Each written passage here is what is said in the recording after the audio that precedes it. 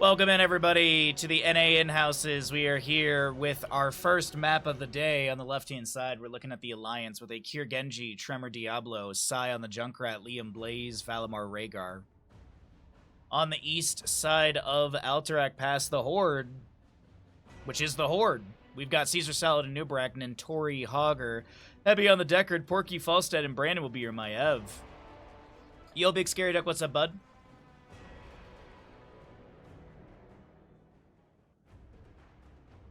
So I see player count in Overwatch spike during tournaments as people redeem their skins. Yeah. It's free money. What's up, Crush? How you doing, bud? By the way, Big Scary Duck, thank you for the whole Plex thing. That was awesome of you. I watched Long Legs last night. I enjoyed that quite a bit. I'd say it was. I haven't seen a good horror movie in a while, and it was quite good. Either way. How long were the legs? So long that Nicolas Cage wasn't in some of the shots. I knew Bro's gonna land some CC onto Genji here, but it looks like Kier's gonna be able to wiggle away from this. Some Beetles will chase him down. Or at least chase onto him.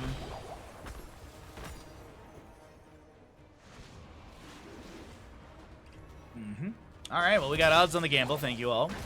We're gonna do a bunch of HOTS casting today, and then maybe we'll do some other games later.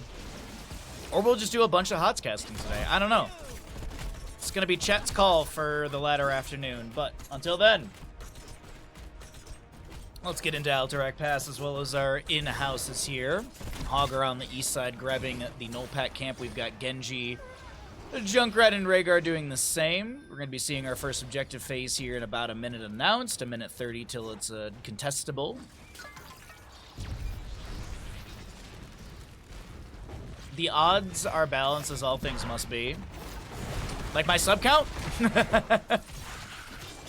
It's the week before vacation. We're going to be hounding subs this week. It's always going to be the case. Genji down in bottom lane. Falstead going to be flying over here as well. Porky on a Falstead is not something I've seen very often, as the lightning rod will not be enough to take down Kier. Porky almost gets the kill. And we get level 4s here on just about both sides. Kier does tap well, and Nubrak on his way as well. And Kier is like, alright, I'll just back off, play it safe. That is very true, Kaimo. That is very true. But we've also got a couple sub-goals that I'd like to hit. That's the big thing. I'd like to hit a couple sub-goals before the, before we go on vacation. And I've got a few for us to hit this week. Damn, Kaimo. Brandon with the Spirit of Vengeance gets the teleport away. A couple auto attacks will be coming out. Some fan and knives thrown into the enemies as well. Well, let's just peek down in bottom lane as Kier's going to try and take down Falstead, but he's going to get some shurikens, and that's really about it. Nubrak doesn't land the burrow charge as Kier gets the natural agility, the cyber agility, back into bottom lane near Tremor. Hogger once again setting up for this camp on the right-hand side. Rhaegar on the left. We got Taster Explosions for our Junkrat. We'll be seeing Shuriken Mastery Genji. Sudden Vengeance for the Maev with the 6% burst.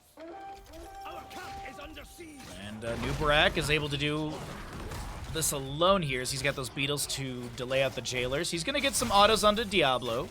He does get some delay here. The Beetles still spawning, getting those auto attacks in. Looks like Junkrat's here as well, and Jailers will get that counter channel around 12 seconds. Actually, even more so. Oh my god.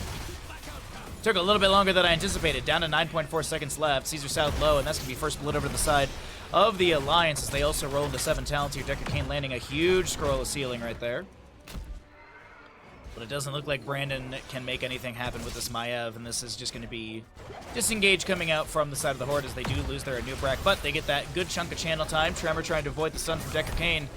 Or the root, excuse me, the purge from Rhaegar going out, anticipating some CC into Tremor, some Fan and Knife resets for Brandon, but this Maev, Spirit Avenger, or Vault of the Wardens, avoids the cannon shot and will not be taking any damage.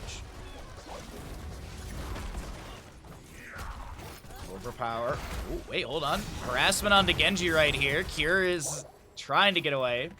Chat should conspire against Baha. When Baha goes on vacation, we should pool together and gift him a few hundred subs all at once so when he gets back, he'll be able to play the sub alert for the entire day. I'm down for that, yeah. I'd absolutely love that. Just come back and it's like, oh. Alright.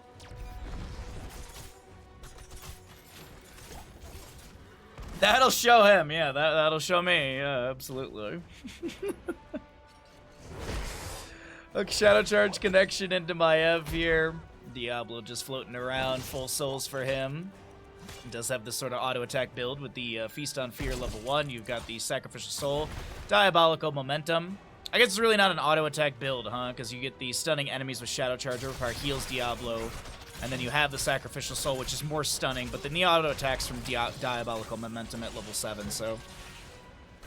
I guess, yeah, I guess actually there's the level 4, which is the auto-attack, so the Malevolence, I believe is the name. But, either way, good Shadow Charge value. Level 10s are almost here.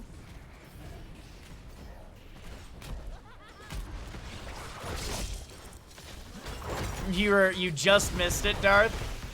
Well, good morning, my friend. Hope you're doing well. And you'll have more opportunities in the future, as we are going to do a bunch of these in-houses today. 10 talent here on the left-hand side. We are going to be seeing Secret Weapon for the Falstad at level 7, but the 10s, the Heroics, we've got the Ancestor Healing, Riptire, Apocalypse, which is going to be activated, the X-Strike for Genji, as well as Bunker for Blaze, and Tori trying to get out of here. The Staggering Blow does connect. That's going to be an X-Strike that doesn't find the kill. Diablo goes in for the Shadow Charge, but Nentori does tap the well and gets a couple potions from Heavy here, as the Rhaegar heals will be applied. Wolf run out of there. Diablo thinking about hearthing in the bush, but looks like he'll just mount up and back away. First objective phase has still not been channeled. It looks like there was a little bit more channel time. I want to say it was 9.8, but maybe it was always 9.4. Anyways, doesn't matter. 10's on the right-hand side. We are going to be seeing a Containment Disc, Gust, Cocoon, Shockwave, and the big ol' Lornado. We're behind onto Diablo here. That's going to be a Containment Disc onto Sai, but this Genji, or this Junkrat is safe behind the far side of his wall. Brandon interrupted once from Genji. Currently have a Cocoon onto Diablo, which will be broken out by the friends around. And Hogger sets up once again on the right-hand side for the camp. We'll see left side Junkrat with the Blaze as well. 27 stacks for Junkrat right now on his Taste for Explosions. Over in the top lane, Umbral Bind connects onto Cure. He's going to activate the Deflect. Tremor tanking a little bit of damage with the Fire Stomp healing up. The Shockwave comes through, the Staggering Blow to follow up. There's a Root from Decker Kane with the healing debuff as well. With that Emerald level 7, Vault of the Warden's activated by Brandon, stepping up to look for an Umbral Bind potentially. Some Phantom Knives thrown out, but no connection onto the enemies. As more poke from side Junkrat is going to be looking for his Taste for Explosion stacks. Hasn't found any since the last update. And Spirit of Vengeance allows Brandon to back away as Kier jumps in with some Shurikens here. 59 of the 60 should finish out the Shuriken Mastery and the Lornado to create some space so Brandon can get out of here.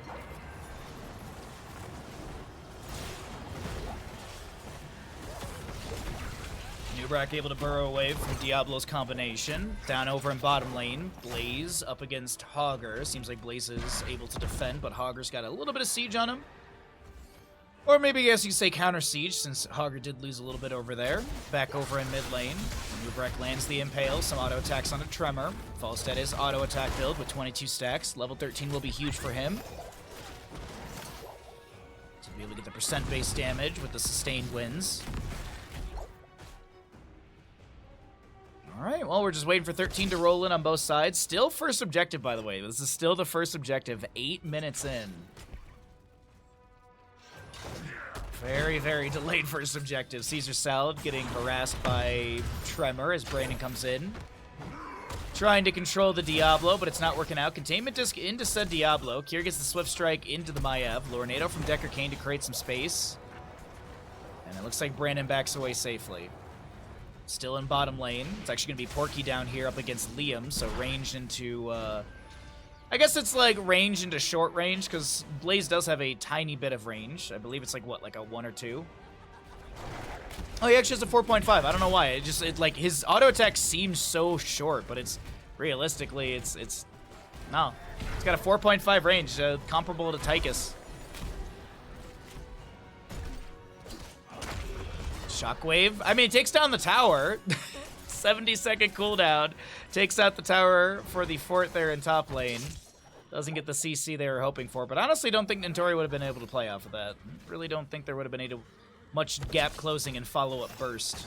But either way, mid lane null pack cleared out. Diablo with a combination to Brandon.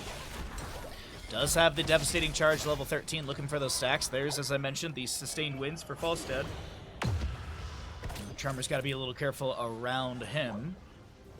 Maev will be picking up the chain gang, actually, here, tethering at least 2 enemies with Ember Brian grants 35 armor to Maev for 4 seconds. Okay. There's a Shadow Charge connection, the Overpower. Lornado comes down, pushing Tremor into the wall. Spirit of Vengeance, and as well as the Containment disc onto Genji to get away. There's actually, no, the Spirit of Vengeance later on. My apologies. That's an Apocalypse, as Anubarak does throw down the Impale and stops Tremor in his tracks from closing the gap onto that Anubarak as Genji rotates back to top lane, and I'm honestly surprised we're post 10 minutes. We've got only 1 kill and still no first objective channeled yet.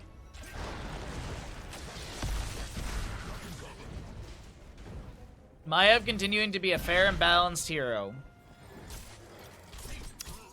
Yeah, she's super balanced. Honestly, I want to see Medivh changes. Those are the changes I want to see. Concussion Mine is going to zone in Tori. We currently have Genji able to back away on the right-hand side. Containment disc onto Diablo. Genji uses the Cyber Agility and the Swift Strike through Brandon. Gets some damage onto him. Spirit of Vengeance in once again. No actually activation towards the tail end of that, but it doesn't look like any engagement will come off of that. Level 16 almost here. Still 9.4 seconds of channel time left on the left-hand side, 30 on the right. Decker Kane scroll a ceiling to zone. Over in bottom lane, looks like Falstad and Anubarak were trying to get a dive onto Blaze. They won't be able to find anything. Kier jumps in, some shurikens won't connect. Actually, no, he gets in with the Swift Strike. Nice Shingun value. Caesar Salad trying to create some space for Porky, who does tap the well. Diablo, devastating charge, level 16. Level 13 is done. Level 16 coming through and does have the domination now. Blaze with collision cores as well as the thermal protection. I wanted to say thermal paste. I was looking at Corsair stuff today. Not thermal paste. Apologies, we do miss the Genji kill. He does fall to the Falstad Anubarak. Cocoon, it looks like Cocoon was used. A 70-second cooldown down to 54 seconds, so looks like the timing should have worked out with the Genji kill around then. Staggering blow into the corner of the wall. The Emerald will not get the healing debuff onto Tremor, who will land a Shadow Charge onto Brandon. This Maev is going to tank a tower shot, and is there a way to close the distance? Valimar, oh yeah, that's going to be a level 7 purge from Valimar. Spirit of Vengeance tries to get the dip dive dodge away, but Liz doesn't look like Brandon can dodge enough, and he will be taken down. But yeah, level 7. Actually, no, the slow is actually in the baseline. A slow is in the baseline, but you also do reduce that healing. It's not like Maya had any healing coming in, but nicely done from Rhaegar right there. We do have the Lord Ada from Decker Kane coming down. Caesar Salad trying to burrow charge away, lands that onto Liam. No Impale thrown back. Decker Kane with a Sapphire thrown. I keep doing it backwards for the actual one it is, but Sapphire thrown out on that Herodric cube. A little bit of slow into the enemies. 10 seconds to go on this channel time. That's an overpower into the Apocalypse. Shadow Charge, and Junkrat confirms the kill. Third kill over to the side of the Alliance, as they are going to be able to build momentum, and they will be able to get first objective phase of the map. Only a casual 13 minutes in.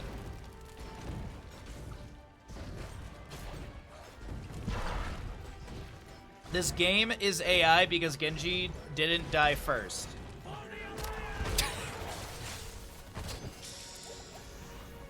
The layered CC was gross, yeah. Like, I mean, there's a reason Tremor was like a super sought-after tank in the Captain's Draft recently. I think Tremor went for like 40, 50 bucks, if I remember correct. Captain's Draft is going to be very interesting, but that tournament doesn't happen until literally when I come back from Michigan. Shout out to Nintori, who literally was like, do these dates work for you to cast? And I was like, I'm actually in Michigan during one of those dates. He's like, we can shift it. Big shout out to Nintori for working out the schedule so I can be able to take part in cast. Shadow Charge into Maev in the mid lane. Anubarak burrow charges in. That's going to be Genji with the deflect activated. Some Fan of Knives going on into Cure. But he's able to just get back over to Valimar on this Rhaegar. In bottom lane, it looks like Blaze pushed things up onto the fort front gate. So it's going to be, or the keep front gate. Looks like it was a triple fort phase I believe, during that objective push, and I'm seeing some pings around the map. I'm curious, are there going to be boss calls? We do see the reset coming out from Genji and Diablo. Rhaegar, Junkrat rotating from the top, and I do see some pings. It looks like boss is going to be grabbed here, but as we look at the minimap, we know that this is happening here. So does the enemy. They saw that wave clear. They saw the trajectory, but this is down Falstad. Anubrek's showing top. I don't know if you really want to go in on this. What are you doing in Michigan? I'm visiting family. I used to always go to Michigan around Christmas time. It's my dad's birthday on Christmas. Jet propulsion in from Blaze. The Falstad comes in with a flight. That's going to be a shockwave from the Hogger as well as an Apocalypse from Diablo. Hogger with a bounce around. We currently have a bunker down from our Blaze, the Riptire from Junkrat as well.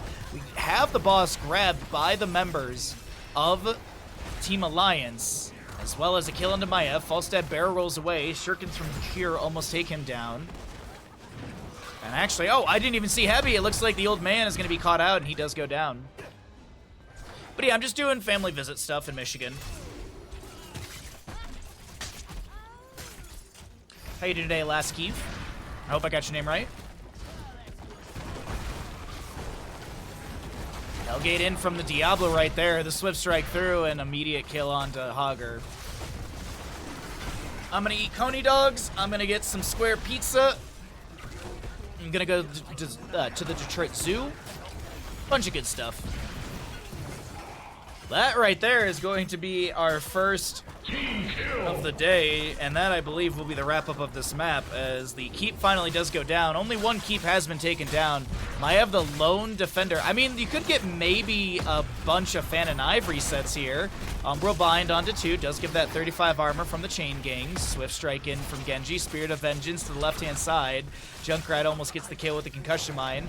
The respawns are happening here. There's going to be an emerald on that Herodric cube, but I don't think that any of the healing is going to be too much to worry about. The boss is still available, and man, it was a slow end, but they managed to do it here on the Alliance side. 16 minutes, 19 seconds in. Off of the first objective, they did that.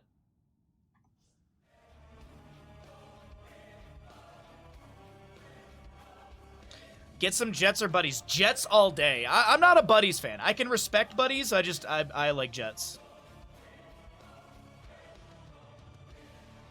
Bro, they changed Monday Night Raw back from 3 hours to 2 hours. Oh, like the duration of the duration of the show? I was thinking you were talking about Daylight Savings Time, which is coming up soon.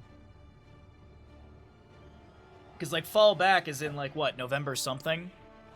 Or is it October? November, right? When is Daylight Savings? November 3rd. Okay. Why would they change the show duration? Is it like they can't facilitate enough stuff? Like contracts? Why?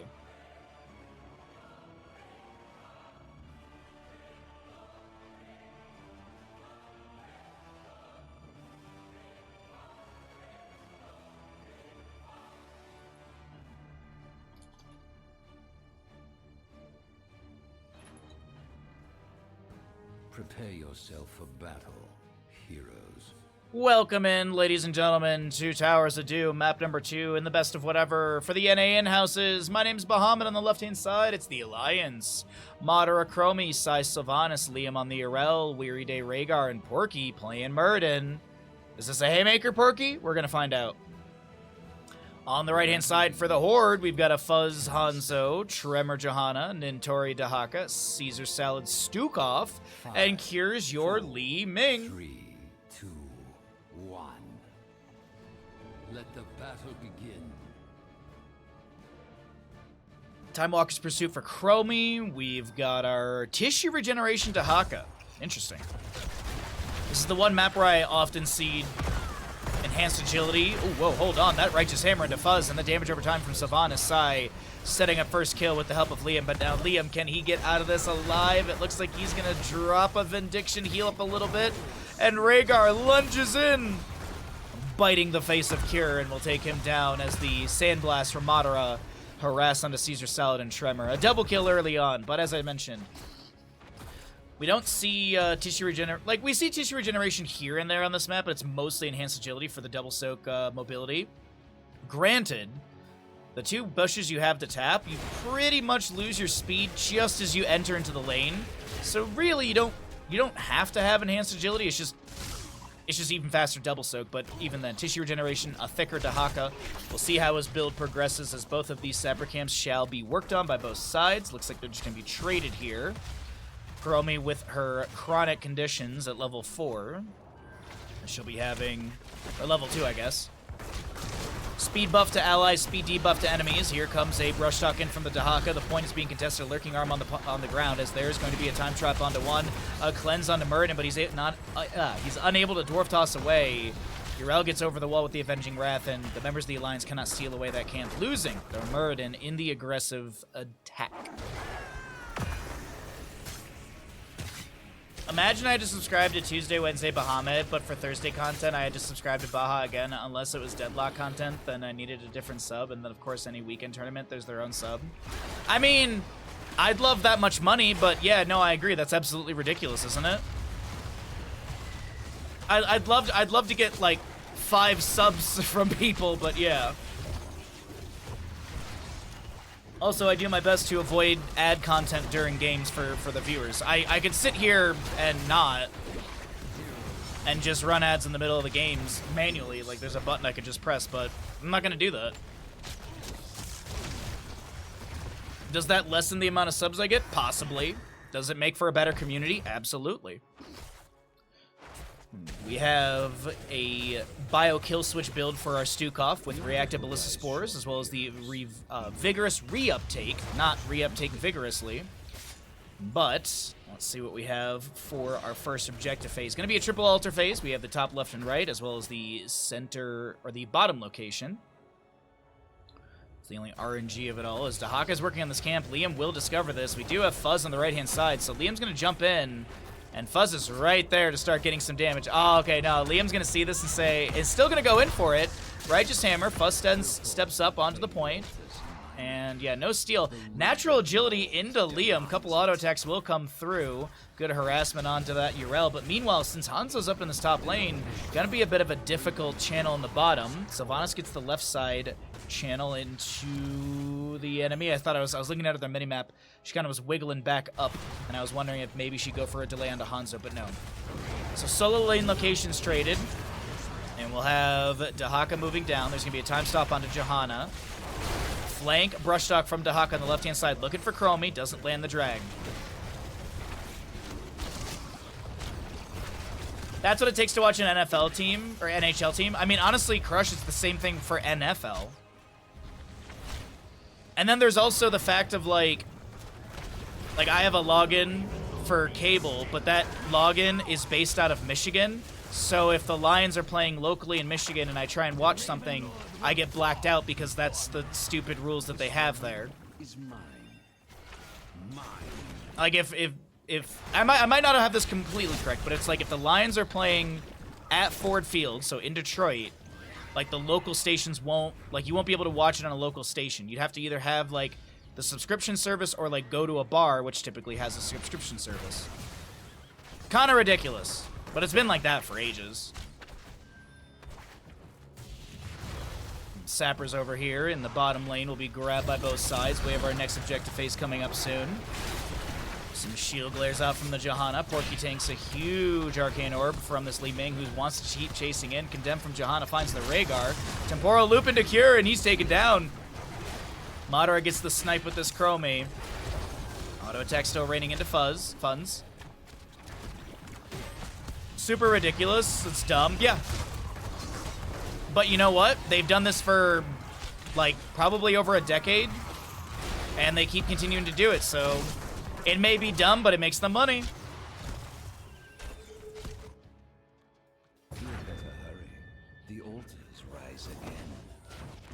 Alrighty, well, single altar in the bottom of the map. We've got our 10 talent tiers coming up soon for both sides. Let's cycle through the other numbers and see what the damage healing experience looks like right now for both sides. And as I mentioned, those heroics will be at the top of our screen. We'll take a look at those in a moment. So we already saw the temporal loop for the Chromie. We know that one's coming out. As I mentioned, it is singular. Bless Shield from the Johanna ripped into Muradin, who tries to get away. The Dragon's there, the CC, the chain heals from Rhaegar are not enough. And Muradin goes down. That's a reset for Kier, who wants to try and chase in further with that wave of force and does manage to get the burst before that Ancestor Healing triggers in time. Chromie's going to drop some sand, and that will be Hanzo heading to the beach. We do have an isolation onto Rhaegar, and he is going to be heading back to the Hall of Storms. Wave of force onto Madara. Kier going to try and trade, but Madara with the snipe. The sand blasts are good. Yrel activates our defender. The flailing swipes to push her back, and looks like Liam, he's going to try and wiggle his way out of this one. Avoids the Dragon to Haka, has the Avenging Wrath over the wall, and he's out of there. And I do believe the channel did go over to the side of the Hordes, since we are looking at a 28 to 36 core HP game. Oh, dude, Madara Chromie is an absolute treat to watch.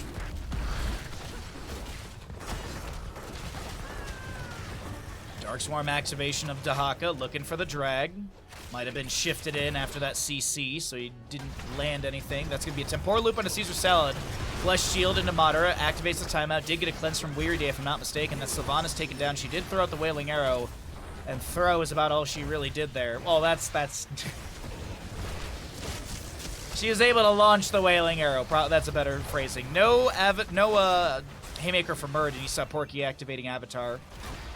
And we really didn't talk about it. We're a little late, but that's going to be Temporal Loop, Wailing Arrow, Ardent Defender, Ancestor Healing, and Avatar. On the opposing side, Wave of Force, Flailing Swipes, Isolation, Bless Shield, and the Dragon's Arrow.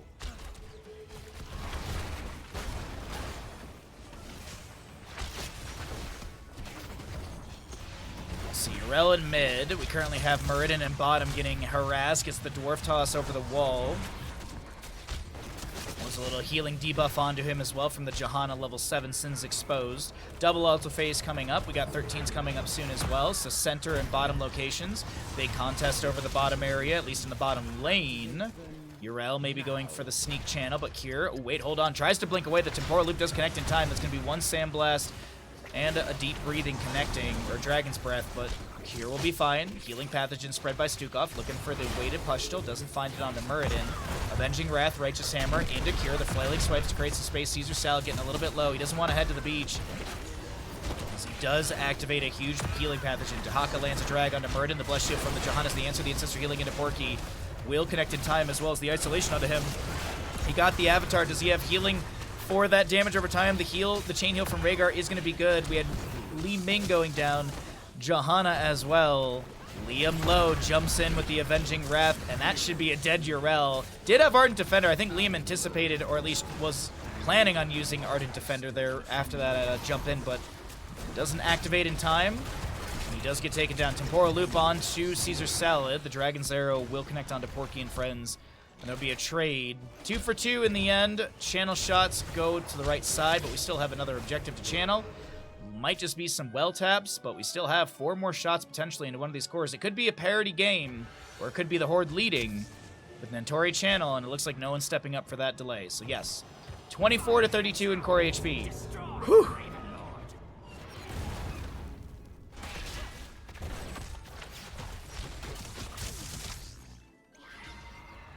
An absolutely explosive engagement there. My gosh. That fight seemingly went on forever. Our 13s are here. We will see the virulent reaction for our Stukov. Yeah.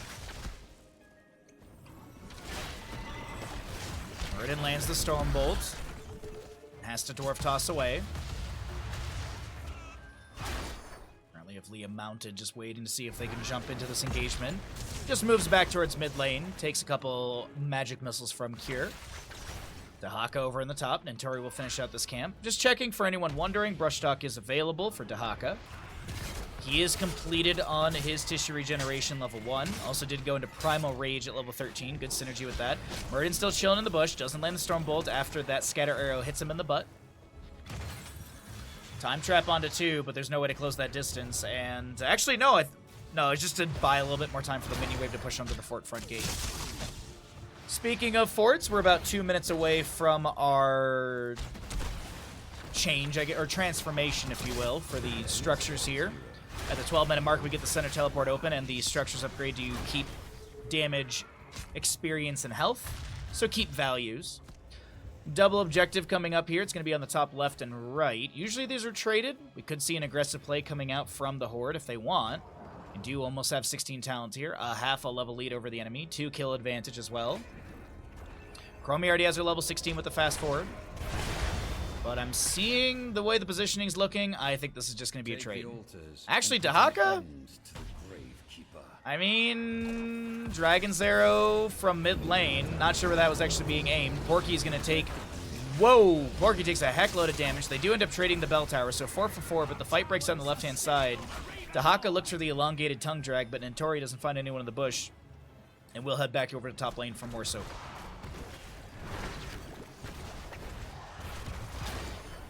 Shield Glare onto Muradin right there. Rotation down into bottom lane. Sapper Camp up in 18 seconds on the right, a minute 5 on the left.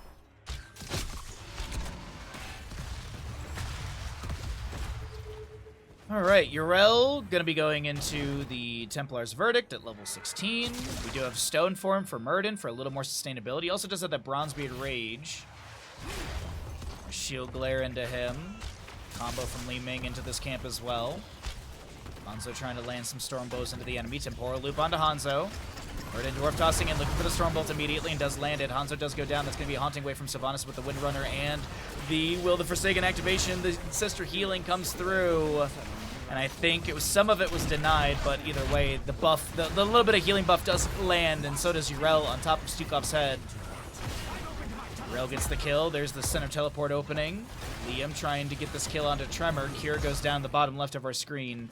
Nentori and Tremor, the lone defenders, as a triple altar phase will be coming up here, and that's an unfortunate time where the Black Rose from Sylvanas activated. The Haunting Wave will not be reactivated for a chase down onto Johanna. But this bell tower in the bottom lane shall be grabbed just before this objective phase. Dahaka brush stalks into top lane to get the consolation prize of a camp.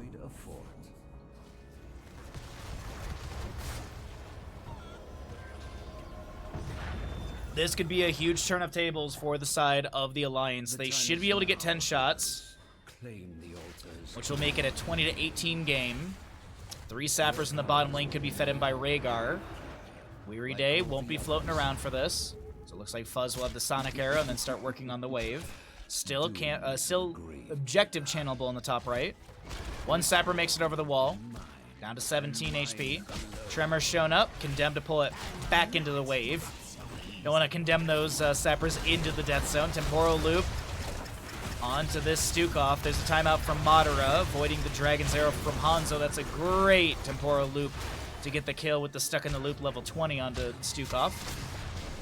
Muradin Dwarf tossing in, looking for something. Currently have a back and forth between Liam and Nentori. Ardent Defender is available, and Sister healing up in 1 second.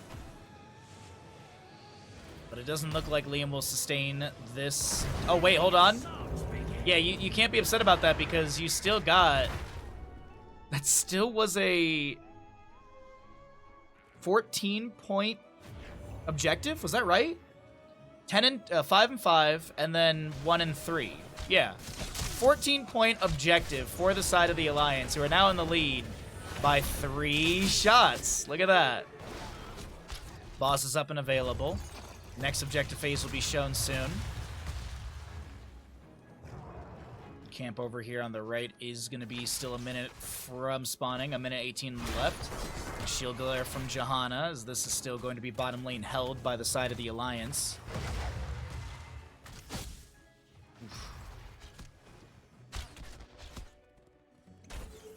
The Horde had a really good lead, or a really good start. And that lead is just completely dwindling here. Are they going to consider going for boss? That's a drag onto Liam. Does have the Ardent Defender, but you can't... Oh my god. Drag into Dragon's Arrow, Blessed Shield, Lurking Arm, and yes, they do get boss here. That is huge for the Horde. 4 shots into the enemy core, and that will be a 1-point lead for our right side squad. 13 to 14 in this Close Towers of Doom map number 2. What a game. Absolutely what a game. Center objective is up. It's a 4-shot potential for either side, as the bottom right bell tower is held by the Alliance, top left held by the Horde. The Dahaka brushstock's in for a safe brushstock. He's not going to look for any sort of flank shenanigans. Scatter from Hanzo does have the Giant Slayer level 16. Also, we have the Bullseye level 20 Radiating Faith, Isolation, Contagion upgrade, Telrash's Elements for the Li Ming, and Stukov is holding level 20, but that is because he will get the resets on his Flailing Swipe. I learned this from a very good Stukov player. Hold on, we have a Bless Shield from the Johanna. Madara gets the activation of that timeout. Lurking Arm underneath, the Dragon's Arrow connects after the timeout expires. The Ancestor Healing does come through, the Farseer's Blessing will be able to get that second bar of healing. Now Tremor trying to back away, Cure as well. Can they take down Tremor? Rhaegar lunges in, damage over time on a Cure is going to be good, and he is taken out. Stukov on the low side is killed by Chromie, excuse me, as the drag onto Rhaegar does pull... The Haka does pull Rhaegar into the death zone. Yrel picked off here as well. Ardent Defender was just used. And it's a 3-for-2 favoring the side of the Alliance as Scatters from Fuzz trying to find some sort of, scatter kill here. Not going to work out. Scatter onto Yrel was insane. I missed that one. I should have pulled away the talents. Let's take a look here really quickly what the damage on Yrel was. And it looks like it was just... Oh. No. I guess Dahaka just pulled her into the death zone, I guess? Range minions, stuff like that. Weird. Oh, Core. Yeah, huh. Interesting. Interesting. Yeah, I don't think I can change the damage timer, right? Like, you can't show a different window, can you? No. What's up, Kalavoth? How you doing, bud? Happy Tuesday to you. Hope you're doing well. Final streams before my vacation. The isolation from Dahaka was attempted right there, but it doesn't connect onto this Sylvanas, who did use her Will of the Forsaken, and that's going to be a brush talk into this bottom lane. The Dragon's Arrow down over here, start everything out, and Muradin does go down. Johanna getting that last auto attack. Yrel trying to back away. 35 seconds left on Ardent Defender. Good scatter coming out. The Wailing Arrow from Sylvanas isn't going to be enough as the members of the Horde still chase in, looking to take down Weary Day and friends. Unfortunately for Cure right there, the sidewall's going to take some of that burst damage away, though I still don't think he would have gotten a kill in this chase. So we'll see mid lane bell tower grabbed by the side of the Horde. Alliance starts working on top lane. Hans is going to go head down and get the channel, look for the 5 shots, and make this a 4-11 game. I do believe they should do... Oh, no, they won't be able to do that. This is going to be a 5-11 game. A little too long on the channel time. Doesn't matter, though. Still in the lead on the side of the Horde.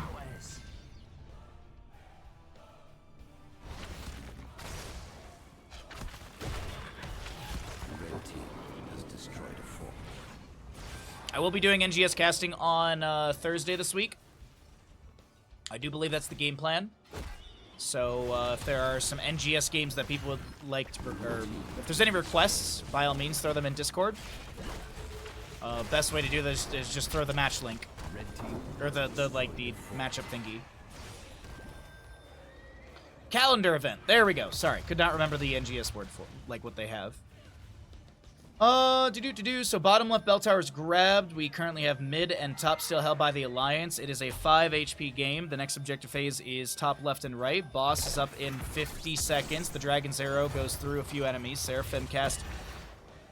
Liam casted that Seraphim after the Dragon's Arrow went by, but it doesn't matter. I mean, it's Seraphim level 10, it's 10-second cooldown. Technically, it's an 8-second cooldown realistically, since it's active the moment you hit it. Stuck in a loop, Chromie, we already saw. Deafening Blast for the Sylvanas. We also have the Ancestor Healing Farseer's Blessing, and Muradin with the Storm Shield. Or Hardened Shield, actually. Activate to gain 75 armor, physical and spell, for 4 seconds. 60-second cooldown on that bad boy. Was that a misclick? Nah, Fuzz is just trying to show off his arrow. It might have been a misclick. I'm not sure. I don't think there would have been an engagement off of that. It was still way too much distance to close. Mid-fort will go down. Oh, yeah, there it is. Boss is up and available. Sappers go over the wall. 2 HP remains. Dahaka brush talks on the left-hand side. Everyone's thinking they need to defend on the right. Dahaka brush talked on the left. He isn't shown still. He's going for the channel now. Liam sees this, so Liam is pulled to the left-hand side. It's a 4v4 on the right. Chromie getting some poke damage in. Nicely done from Madara. Dahaka continues to harass. He's actually going to meander his way down into the lane. Temporal loop on to Johanna, I think it was, and Ironskin denies one of those. Liam gets the left-hand side channel. Those shots do rain in, but that's going to be Sylvanas deleted here as I even just blinked for a second. One flailing swipe out from Sukov. Brilliant reaction combination into this Murden, who tries to back away. Looks like Murden was pushed around by a wave of force of Li Ming. So the Stormbolt, the drag not connecting as Yrel tries to Avenging Wrath in, but mid-air she does go down. Wave of force again, trying to displace Murden. Dragon's Arrow into the bullseye. Does land that big ol' CC. The follow-up virulent reaction is pretty good. Porky gets the Hardened Shield activation, lands the Stormbolt into Nintori, but it doesn't matter. Li Ming's got the magic missiles to take him down. And now Fuzz heads over to the right-hand side. Chromie self-times out. Weary Day will go down to Li Ming. Currently have a chase onto Madara, but it doesn't look like his KDA will be destroyed as he is able to live, and that will be 7-0. The Horde take this Towers of Doom map. GG, well played.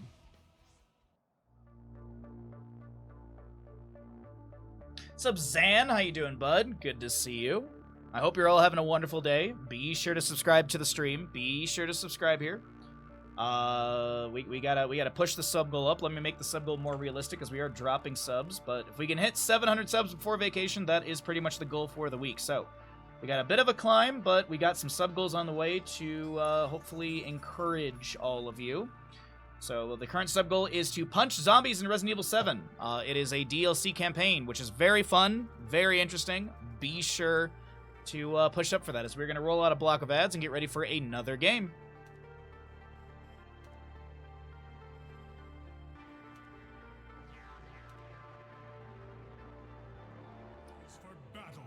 Welcome back, everybody, into our NA in-house matches. We've got the Alliance versus the Horde. It's a 1-1 score currently in this best of whatever. It's currently going to see a Madara Junkrat, Cure Genji, Valimar Malfurion, Caesar Salad Johanna, and Liam on the Leoric.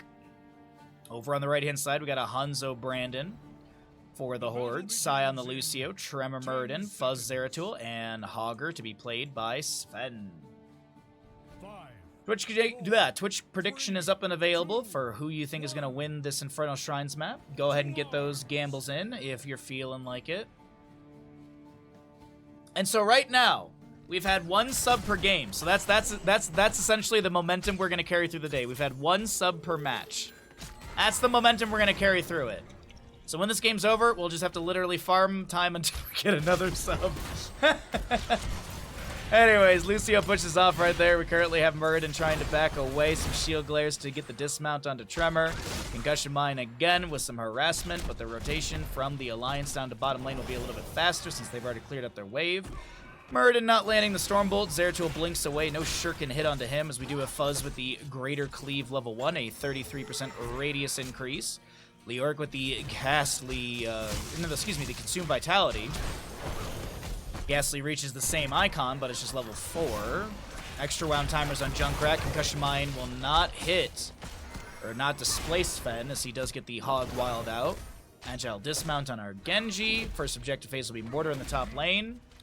What's up, Schrader? How you doing, bud? Happy Tuesday to you. Tremor being harassed in the rotation. No level 4, of course, so no Shuriken Mastery to be picked up, but Tremor gets dropped down to like 50 or so percent. His trait will kick in and bolster him back up a little bit. Genji jumps in once again. Fuzz trying to blink away. Leave the Agile Dismount does have a slow on it, if I'm not mistaken, in the landing area, and Genji's the first one to go down. First blood over to the side of the Horde here in map number 3 of the day.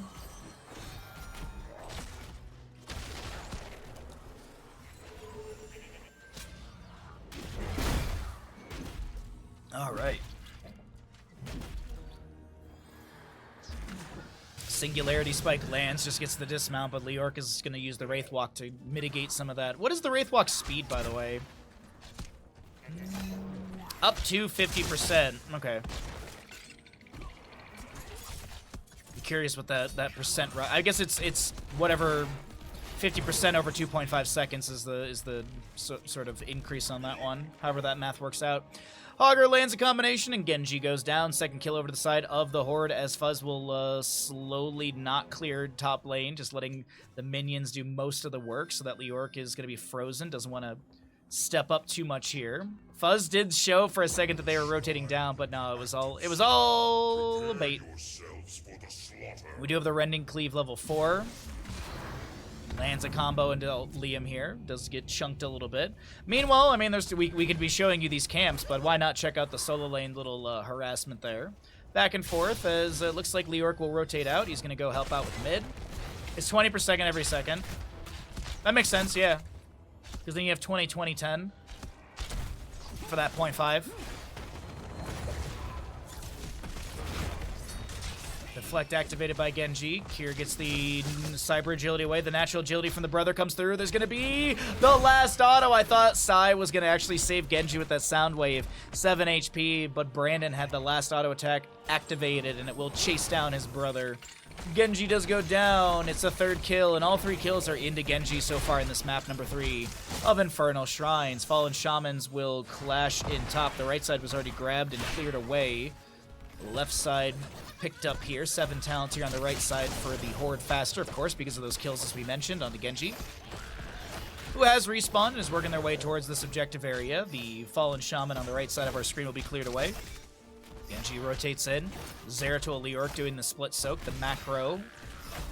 Lucio, wall riding in, looking to be aggressive here. Explosive arrow from Brandon, level 4, is going to be adding to the clear of the shrine. Had to double check there, it was explosive arrow, but yes, he's got it. Hogger gets a nice bounce to safety on the right side of the map. Or lane. Concussion Mine splits the Muradin, throws down a Thunderclap. Chattering Teeth chasing after some of the enemies here. We do have a Sticky Wicket, level 7, as well as the Chattering Teeth, level 4. Retreat Ping's coming out of that bush. We currently have the Orc rotating in. Here comes the Zeratul as well. 22 to 35 skeletal defenders.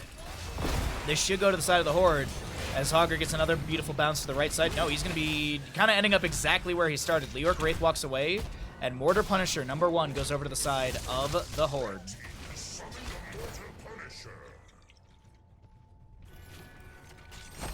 Punisher going to be jumping over here. Johanna eats that with the Iron Skin. Concussion Mine under Tremor pulls him out of position, but he gets the Dwarf Toss out in time. A Shield Glare thrown out by Johanna, but no way she would have gotten a kill, even with the increased damage from that level 1 Zealous Glare.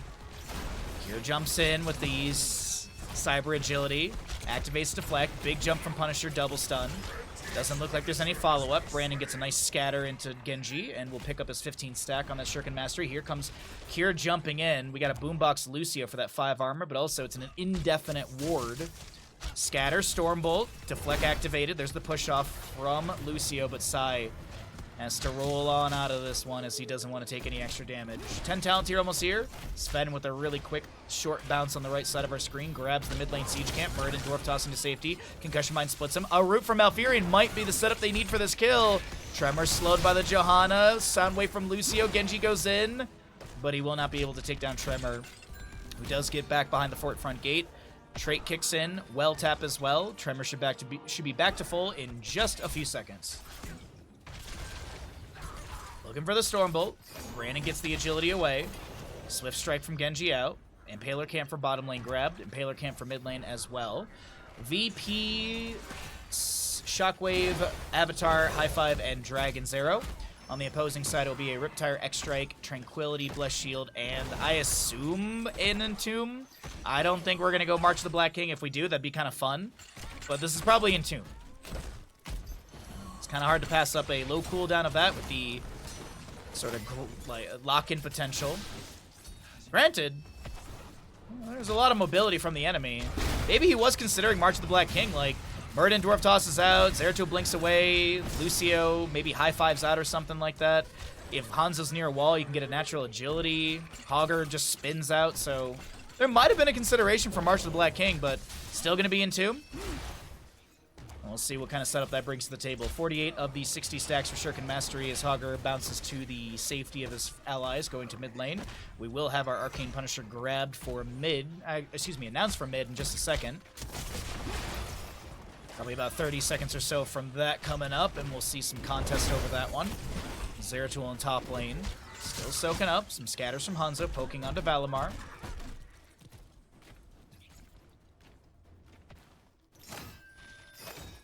Sven works on the Fallen Shaman on the right. We'll see. I thought I saw Leoric starting this, but maybe he just rotated past it. Zeratul's seen. I think he actually went full invisibility. Because he's been standing still long enough. It's like, what is it, like 2 or 3 seconds? You have to stand still, and then you get full invisibility. He steps up and lands the VP onto 2. There's going to be Muradin and Lucio coming in as well. The Dragon's Arrow timed out beautifully, and Junkrat gets annihilated. That'll be Genji able to, well, he's trying to get away. Activates the deflect, Swift strikes back towards the allies near his Malfurion, which did have the Tranquility activated, and that camp will be not even grabbed, actually. It still has the Shaman. They didn't even finish it out. Okay. Let's see here. Full invisibility is 3 seconds. Oh, I don't know. No, 1.5. Wow. Oh, wow. I actually thought it was way longer. Huh. All right. That's really short. 1.5 seconds. Apologies. Leoric does go down in the top lane as we were checking out some stats here. And the Fallen Shaman now pushes in from the right side of the map. Still have the one right here available, but doesn't matter. The siege continuing. This is going to be cleared away. The fort down below 50%. Leoric trying to cheat death and respawn as quickly as possible.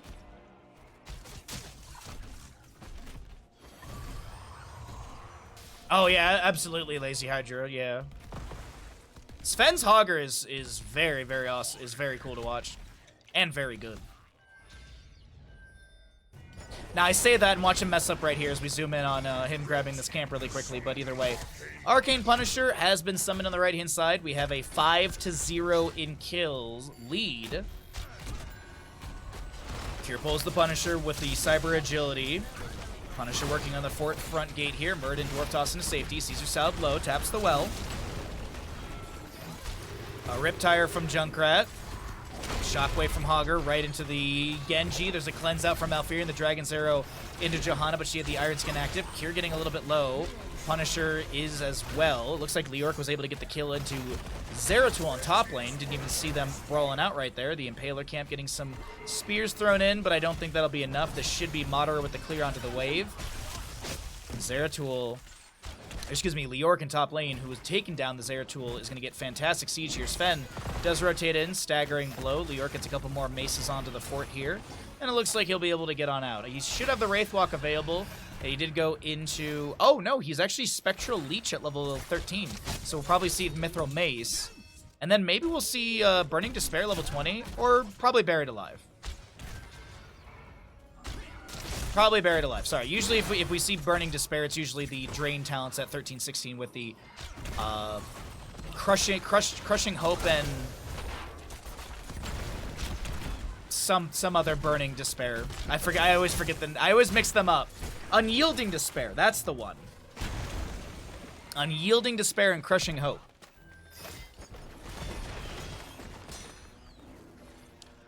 Singular shot onto Hogger as he did just push up the wave, or at least cleared out the wave in top. Muradin got a couple hits on the Impaler camp here. Moonfire from Malfurion scouts it out in the bush. A shield glare from the Johanna as well.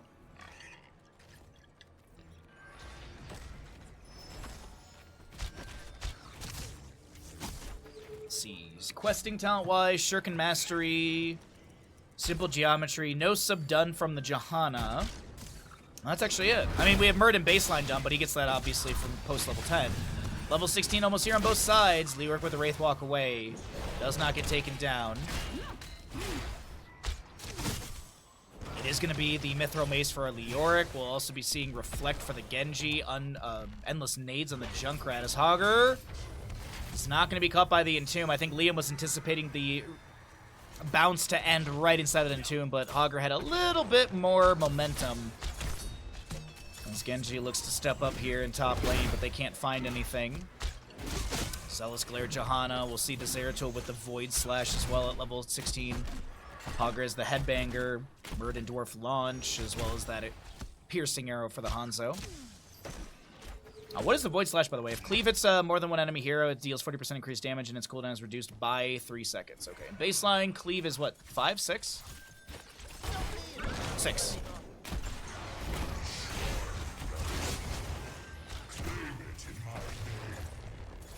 So dismount from Cure. Fuzz does not land the Singularity Spike. Objective phase, Frozen Punisher on top. The top lane forward is on 300 and something HP. 711. I was close. I was only 411 off.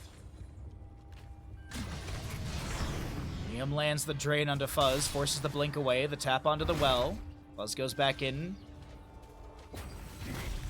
Looking to see what this little back and forth looks like this time. I don't think actually Fuzz and Liam will have the 1v1 that I was hoping for. Clear onto the wave. Muradin, by the way, on this left-hand side, stole the last couple hits needed to take down that fort. So Pierre at catapult pressure. Also, no well available for the enemies to retreat to. Mid lane fort, by the way, this one's definitely 300 HP. 145. So close. One day I'll get it.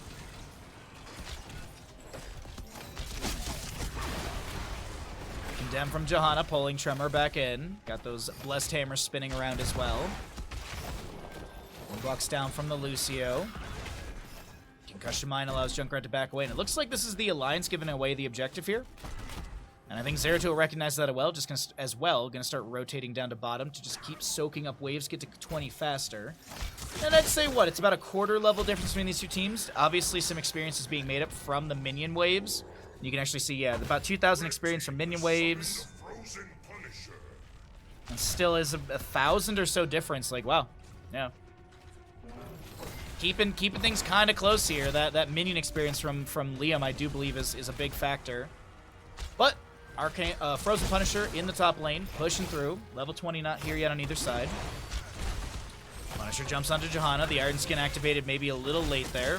Either way, Caesar Salad gets some shield blast onto the enemy. Liam just stepping up here, looking for an Entomb. Finds it onto Brandon, but there's that natural agility. The shockwave from the Hogger, the staggering blow as well. Hogger lands a decent stun and is able to activate the spin and manages to end up back at like the neutral position in the top lane, as this Punisher will get some of the keep front gate. Mid fort does go down to Muradin in the passing. Zeratul pushing up the wave onto the bottom lane fort, trying to keep this experience advantage to the right side, but it's still only about a half a level. The gate has gone down. Deflect activated by the Genji. Fuzz has dropped down to about 30% HP. Some scatters from Hanzo going out. Kier jumps in again. Caesar Salad stepping up with the Condemn activation. Hogger and Liam in mid lane. Looks like Liam's going to start pressuring onto Sven here. Kier jumps in as well. Hogger, bounce off the wall. Drain Hope applied, but he's able to break that with just the bounce by the fort front gate. Alright, next is the Mortar Punisher in the bottom lane. Genji Swift striking through the rotation. I think it was a little aggressive, so he just took the activated his Swift Strike for a faster and safer rotation down to bottom lane. The Orc soaking up top. 20 talents here, almost here on the right-hand side. Sidewall's being taken down.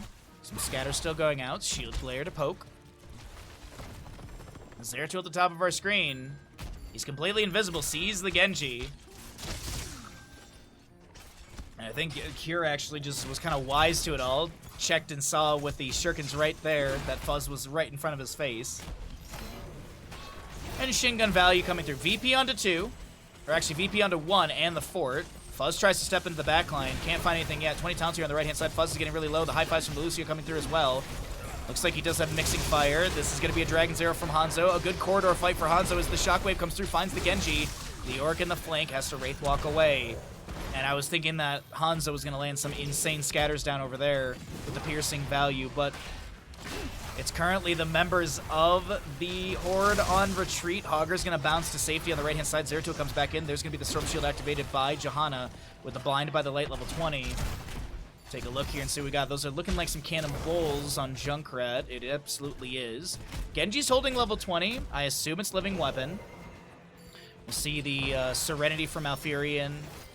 Oh no, he's going into Zanshin? We like never get Zanshin games. We never get Zanshin games. Okay, we'll talk about that in a second. Let's take a look at this engagement here as the Orc is going to be caught up against the wall, but he's just still full on HP with that drain applied. Hogger with the no control. The Orc Wraith walking through a few enemies. Great scatter value from Brandon right there. Murden lands a Stormbolt. That's going to be a cleave from the Zeratul. Caesar Salad low, but that's going to be a zoning root from Malfurion. The Tranquility activated. The push off from the Lucio. And Caesar Salad does go down. Tremor now trying to get away. The living, or the X-Strike from Genji, as well as that buried alive. Hogger with a huge shockwave. He gets taken down, but now Hanzo follows up the shockwave with a Dragon's Arrow. Zeratul comes in and starts just cleaning up this engagement. Now, Funz does not have any mana left, so I don't think he can even blink out of this. Gets a high five from Lucio. A scatter from Hanzo goes out. Chattering Teeth, danger ping right there. And our objective phase is up and available. It's a 3 for 2, favoring the side of the Horde as Hanzo eats the Chattering Teeth. So Zanshin level 20. Blocks 6,500 more damage with Deflect, including damage blocked so far. Deflect hits all nearby enemy heroes. Scatter from Hanzo is pretty decent right there. Liam will be taken down. We have a lone Junkrat to defend, and he's just going to poke at the minion wave. Alright, it is going to be buried alive. I mentioned the blind by the light on the opposing side bullseye, mixing fire. We'll see the rewind, shadow mending, and no control.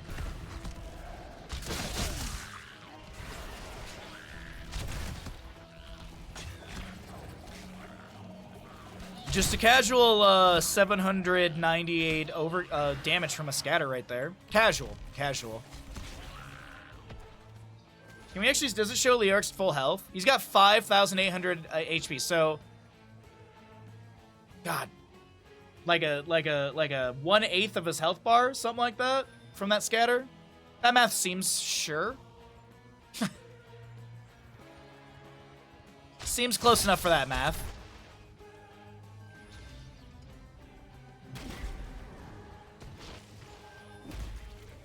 Alright, Leoric is going to start this camp here. We have Muradin on the right side, just was poking here and there. The objective phase put on 39. Zeratul clearing out the top wave. We do have this camp on the right grabbed. 3 to 9 in kills with a 6-kill advantage over to the side of the Horde. And now we look at bottom lane push with this Mortar Punisher. The fort around 25% HP. So fort guaranteed. Fallen Shaman going to be managed by Liam on the Leoric as you see the ping. Kira goes into mid to harass onto Genji. Actually, more or less just to pick up the experience, I think, in the lane.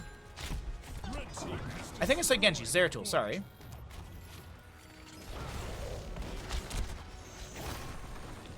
Sidewall taken down, trying to play off the Punisher jump. Zeratul here on the right. Muradin stepping up a little bit. The Chattering Teeth zone. The entire fort front, the key front gate has been taken down. Dragon's Arrow to try to initiate. Malfurion sidesteps that. Here comes a Condemn from the Jahan. The Shockwave from Hogger's interrupted by the Concussion Mine of Junkrat. 5 seconds on that Shockwave, and it looks like the members of the Horde, even though there's a triple Punisher jump right there, they're not going to play off of this siege, and that'll be the end of bottom lane potential. All forts have been taken down. Fuzz completely invisible as he's been standing still. He's right next to Malfurion. Lands a VP onto 2. What's the follow-up? There's no Dragon's Arrow. Shockwave comes through nicely timed. There's going to be the activation of that Tranquility from Malfurion. Buried alive onto Lucio does take him down. Sven now trying to get out of here. The Riptire will take down Hogger. And Zeratul on the left side of our screen trying to find some way to wiggle out of this engagement. He's going to blink over towards the core. I think he's dead. I'd venture a guess that he is dead, and he is indeed. And a triple kill over to the side of the Alliance. They needed that bad. It's 6 to 9 in kills. Those of you who are still awake in chat, get some nices in there.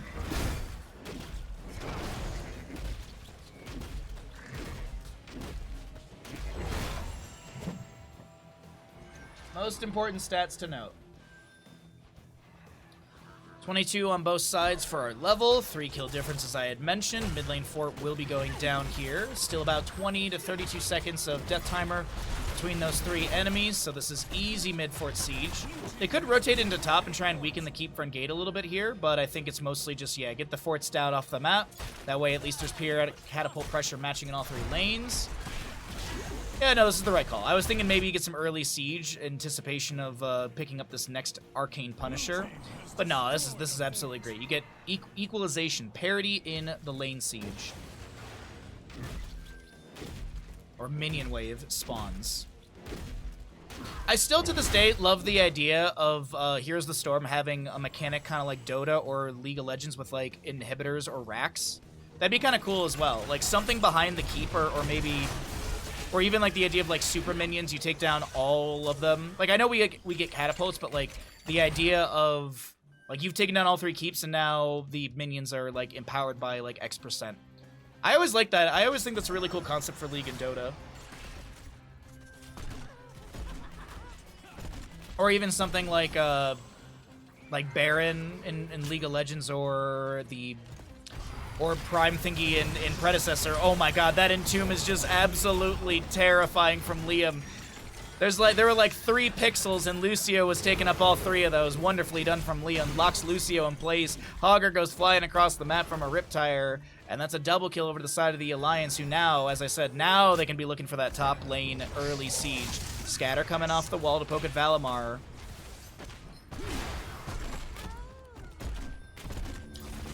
OML.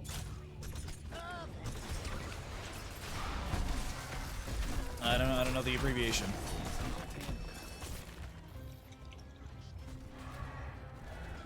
Only my lonely. Sidewall's taken down. Some shurikens into the gate here. Oh my lord. Oh, I've never seen that abbreviation before. Today I learned.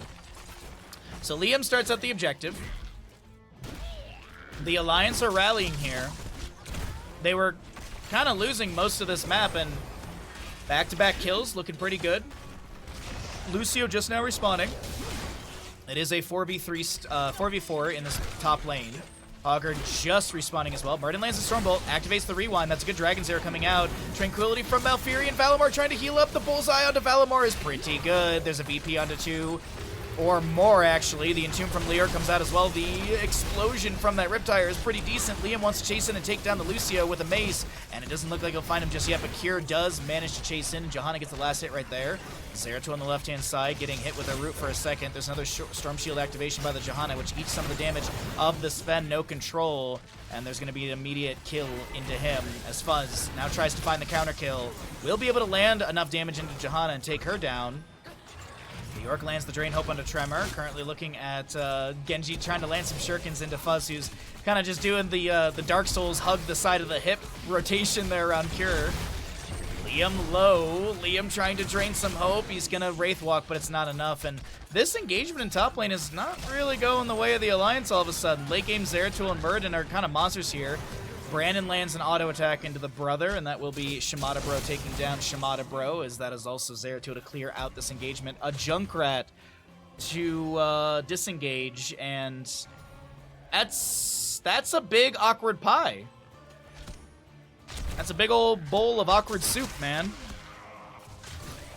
I think they played that way too aggressive in top lane, and it came to bit them in the booty.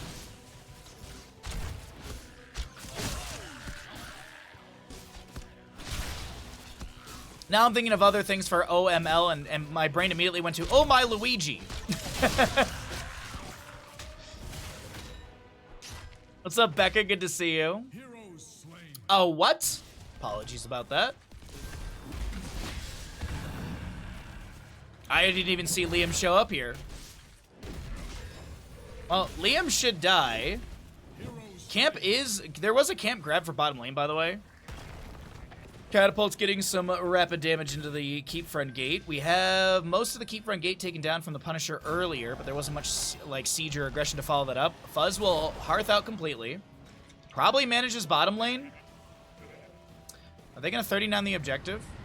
Looks like Hanzo's up in 30, Leoric up in 30, but it could be less than that since he can cheat death. Let's actually take a look here really quickly. Liam has cheated 12.57 seconds of death. Still pretty close timer with the Hanzo. Looks like the Punisher will be grabbed by the right side for the Horde. Mid lane Impaler Camp, bottom lane Impaler Camp with Catapult still pushing in. Zeratul, where are we going here, Zeratul? Lands the VP onto Cure. Stormbolt timing is... I don't know what happened. I think Genji, I guess, get the activation of his Swift Strike, or not Swift Strike, the X Strike out. Hanzo's managing... Well, he's doing things in bottom. Was that a throw, or what was Leoric thinking? Well, Leoric was... I mean, he can cheat death, so... He got the Hanzo kill. And I think he was looking for more, but I just don't think there were people around. That's a big Riptire from Junkrat. Zeratul coming in with some decent cleaves. Leoric gonna Wraith Walk away. Dragon's Arrow coming in across the map. Almost finds Madara. Bottom lane and bottom lane is arriving at core. Mid lane is going to take down the keep. We may have a base race on our hands here. Zeratul on the right-hand side has found the Genji, who's going to be able to Swift Strike away. Zeratul trying to chase onto him. Caesar Salad low, gets the Iron Skin, and there's a Hog Wild from Hogger, or no control from Hogger. The tower shots are too much, and Hogger goes down. Murden to fall. Impaler Camp is pretty decent in mid. The bottom lane is already cleared away. And it looks like Punisher will not take down Keep. This is the second Punisher for top lane, as Zeratul is going in onto Genji. I mean, don't you want to send someone back to your Nexus? Looks like Hanzo's going to be heading back. Okay.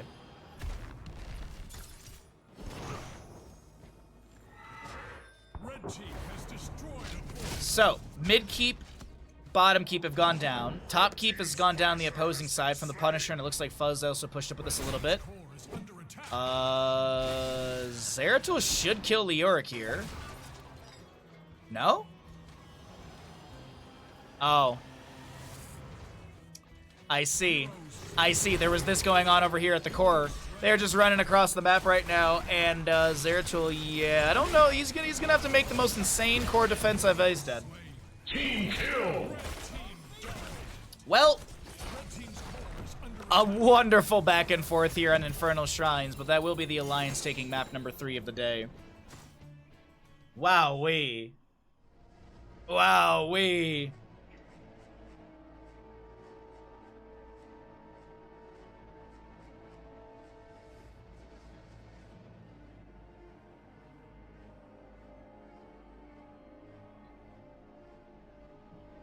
All right, you know the deal. Be sure to subscribe. As I said, we're really pushing for subs this week as I'm going on vacation. So we're pushing heavy. If we can get back up to 700 subs, we got sub goals on the way. We are 20 subs away from punching zombies in Resident Evil 7. Be sure to check if you have a Prime Gaming. If you'd like to gift a sub, resubscribe, all that good stuff. Every little bit helps us out and keeps us bringing you content like this throughout your workday. And that's the deal. You sub, I cast, GG's. Welcome back, everybody, into the NA in-house matches we've got going on for all of you. It's going to be the Alliance on the left-hand side with a Cure Blaze, Caesar Salad Alexstrasza, Scion the Mephisto, Weary Day Uther, and Ultralisk is the Vala. Right side is the Horde. We have a Brandon Junkrat, Tremor Muradin, Sven Hager, Fuzz on your Falstad, and Valimar Malfurion. Battle begins in 10 seconds. All right. 5, Map number 4 of the day. 3, 2, 1. Slay them all, heroes. Left side, we have our matchup coming in. Cure going to be stepping up here. It is going to be a main tank Uther, I do believe. Cure probably going to be in the solo lane. Tremor set up in the bush. Lands no Stormbolt, I believe. Twin Flame action coming out from Blaze. Immediate Adrenaline Stimpack activation as well. Concussion Mine to split some of the enemies. Alexstrasza going to be going into Circle of Life level 1. There's going to be Sai on this Mephisto trying to back away, but the Skeletal Nervous System guys get taken down. First blood on the right-hand side for the members of the Horde. But yeah, it is going to be that Circle of Life level 1 for the Abundance, which I'm assuming we'll see Spite from Mephisto. We could see Hysteria level 13. Oftentimes it's at Horde Skull or Shard of Hate, but with this Alexstrasza, there's some really good cooldown reduction combinations from that 4 and 13. And Uther will be taken down in the rotation, and a double kill over to the right-hand side, who are just going to try and run this down. Ultralisk avoids a Concussion Mine of Junkrat. Brandon trying to get some of that displacement value to maybe find another kill, but none to be found. And back over in bottom lane, Sven versus Kier. 11 stacks on the Hammering for Falstad. Sven right now just poking onto this Blaze. Doesn't look like he'll be taken down. From left side Vala, by the way, she does have Creed the Hunter level 1. We got Silver Touch Uther. And our right side camp will be picked up here, as well as the left. So traded camps. No boss, obviously. We're not 5 minutes into the map yet. No one rotating for the siege camp, but I wouldn't be surprised if Hager finishes out a wave and it just does a horizontal bounce. Actually, doesn't look like he's going for that. Maybe just going to look to turn in a few. 21 on the right-hand side. Ultralisk was rooted for a second. Weary Day stepped up for a stun to try to create some space for that CC to expire. This camp's crash in mid lane. Looks like those will be cleared away faster from the right. The Horde pushing into maybe the fort front gate here. Still has a couple of those bruisers and, of course, the Shaman with that AoE around. Hammering going out. This is Weary Day low and taken out. Is this independent from Captain's Clash Tournament? Well, the Captain's Clash Tournament doesn't happen until October 26th, so... And also, our stream title currently says NA in-houses. So... no. So there's no correlation. Cure in bottom lane, trying to back away, has that Adrenaline Stimpack activation. Falstad flying down in bottom as well. They want to take down Cure. The staggering blow misses from Sven. As our Mephisto in mid makes quick work of that wave. 8 stacks for the Alexstrasza out of 15. There's going to be that Spite level 4, so increase the Regeneration Globe healing duration by 150%. Every tick of Regeneration Globe healing activates Lord of Hatred, reducing the basic ability cooldown by 1 second.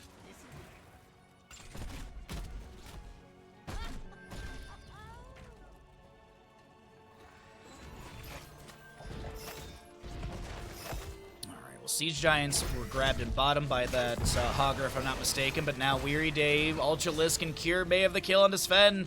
I think he had a bad bounce direction, so he's just going to go ahead and try and... He's going to try and do the Great Escape to the left here, and it's looking like it's working out. No, Cure will find him. Does he have a bounce? He does get the bounce activation. Oh, and he lands by... Oh my god, I can't believe it. Sven lives right there. That is absolutely wild to me. Nicely done, Sven. Alexstrasza is still doing double soak. She wants those regeneration globes as quickly as possible for that spawn off the Circle of Life. I mean, it's more mana as well for Uther as well, on top of that level 4 for the Mephisto, as we had mentioned. More health for the Vala as well. Hold on 1 second. That's going to be a route onto Weary Day. Falstead canceled a flight right there. Might have been a misclick or something. I swear I heard the sound of him. Yeah, he was about to fly. 2-second cooldown right there as Alexstrasza activates the Dragon Queen form. Mephisto diving forward, looking to take someone down. Vala vaulting in and gets the multi-shot to take down that Malfurion. Tremor almost taken out by a Skull Missile of Mephisto. Falstead barrel rolls to safety, taps the well, and the Dragon Queen Alexstrasza will expire. First Webweaver phase is available on both sides. 60 in the pockets of the Alliance. 11 of 50 turned in for the Horde, and 52 in the pockets of the Horde. Just Hogger things, indeed. 31 stacks for a Falstead, so he's got the jump in that damage. So you get the initial 15%, and then another 15% on top of that. Get you at the 30 mark. 2 more glows for Alexstrasza. Concussion Mine build on our Junkrat. Falstead still soaking up top lane. Makes quick work of that with the extra damage from the level 7 Boomerang. Concussion Mine onto Brandon, just trying to get back into the mid lane wave so he can clear this out while Muradin turns in. Falstead with the flight, maybe down to bottom lane. Right over Kier's head. Lightning Rod applied. Kier gets the jump propulsion. Disengage. The Lightning Rod doesn't get another tick. And would it have killed? Would it have killed? Lightning Rod, it would have deal 103 damage per second. And I believe the Blaze was down below 100. I think it was like 80 something. So it could have been a kill if there was another tick right there. Or I think maybe Blaze broke the connection on the Lightning Rod. So that might have been it. Because I feel like I didn't see as many ticks as I would have anticipated or expected. But 10 talents here is almost here. Let's cycle through those other numbers. Couple auto attacks on the Muradin. Throws back a Stormbolt. A hammering poke from the Falstead. Mephisto jumps forward as well. Death waves out from this Webweaver, looking to open things up in mid lane. Blaze doing his best to push up bottom lane. And Junkrat clears out top uncontested, I believe. Hatred still going for Vala, just getting some autos onto the fort here. The mid lane Webweaver down to about 10%. A nice root, but there's a cleanse from Uther just to make sure that the Mephisto is able to back away. A multi-shot thrown out from Vala. Mid fort goes down to about 75% HP. Post level 10 is here. We've got our Tranquility, Haymaker Muradin, Gust for the Falstead Riptire, and a Shockwave for that Hogger as we have a Rain of Vengeance. Divine Shield applied to this Vala immediately as she does get that rain down. Endurance of Hate, Cleansing Flame, and Bunker for the opposing side. We already saw the Divine Shield activated. There's going to be a stun onto Tremor, but this Muradin's not too concerned about any of that. Webweaver phase is expired. 41 of 55 in the pockets of the Alliance as 24 of 50 have been turned in for the Horde and 80 are being held right now. If you're curious who's holding what, it's looking like Junkrat with an entire turn-in. Falstad a couple gems away from an entire turn-in. He'd need another 2, if I'm not mistaken, on that caster math.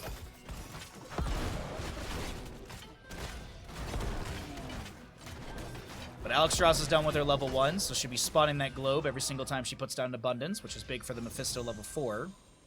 We're waiting to see what the level 13 for Mephisto could be. I'm kind of hoping it will be that Hysteria, so we get to see that combination on the cooldown reduction on... And like Endurance of Hate's a low cooldown, so you really get great cooldown with that level 13. Ultralisk, I believe, got a cleanse right there. Root from Malfurion does go down. Ultralisk immediately woken up by the hammering of Falstead, who has 48 stacks. And the red Webweavers will descend. Bolt goes fishing. Here's Sai jumping in once again. Concussion Mine displacing the Mephisto, but he's going to be just jumping back onto that Abundance Circle, getting the Regeneration Globe. More cooldown reduction on his abilities on top of the baseline from hitting enemy heroes. He's going to jump in once again. He wants to take down Tremor, but Tremor wiggles away the Riptide from Junkrat. Is going to provide some damage. Another Abundance down the ground from Alexstrasza. She'll step up for that Globe for the allies. Don't worry, I'll tank it. I'm just a healer. Weary Day doesn't get pushed away too far. Meanwhile, in bottom lane, Cure did use Bunker just now, if I'm not mistaken. And he'll be taken out just as that Bunker is expiring. Weary Day displaced by a Concussion Mine. Valimar is able to help out with that kill, and it's going to be our Falstad with the big burst damage. The Red Web Weaver is now going to be sieging in, or at least actually sieging in just through bottom.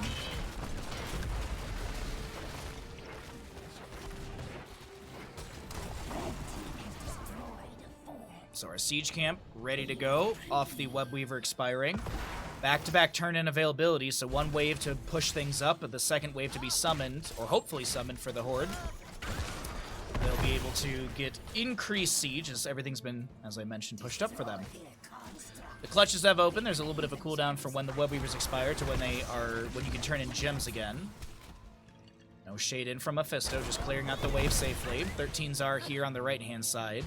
Bronzebeard Rage. Hold on. Haymaker from the Meridian onto Weary Day right into the living arms of Malfurion. He does get stunned by said Uther. Divine Shield self-cast. Mephisto was looking to jump in and harass a little bit. Sven misses the staggering blow. It's going to be a lot of damage on Mephisto. He gets to cleanse the Riptide from the Junkrat coming out, and it looks like that Riptide's cleared away the Gust from Falstad, kind of saves some of the enemies. This is a little bit of a haphazard fight coming out from the Horde, as now Kier looks to jump in but doesn't land that Jet Propulsion stun. A root from Malfurion into Alexstrasza. She's immediately woken up by the hammering of Falstad. A Circle of Life for an Abundance on the ground. As there is going to be Shard of Hate level 13 for the Mephisto. No Hysteria shenanigans coming out from Sai.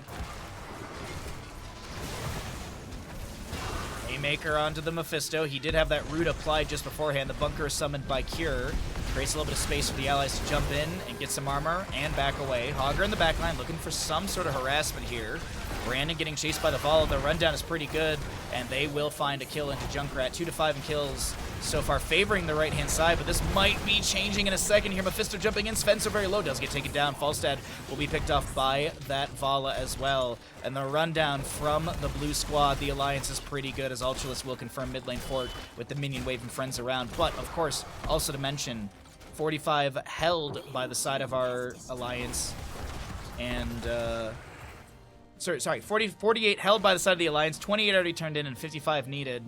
Looks like Boss is going to get tagged. Tremor trying to delay by just kind of being with his presence, but it won't be enough right there. And here we go. Webweaver plus Boss could be promising for the side of the alliance, who are kind of down in the beginning of this game. Struggling to find kills. Good rotations coming out from the Horde, getting pick after pick. But a couple later game kills are coming through. It's going to bolster the experience. You can actually see it's about a 1k difference, a little less than that, about 900. Mercenaries is now leading. Minions is ahead. We got about a 3k difference favoring the side of our blue alliance squad.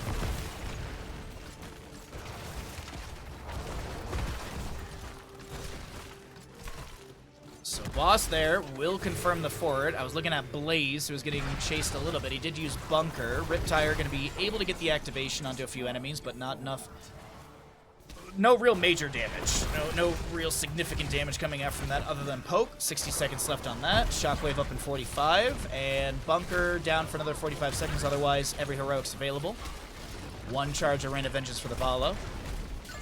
Alexstrasza reading her level 16 tooltip. Trying to figure out what she wants to take here. Gonna be going into the overprotection.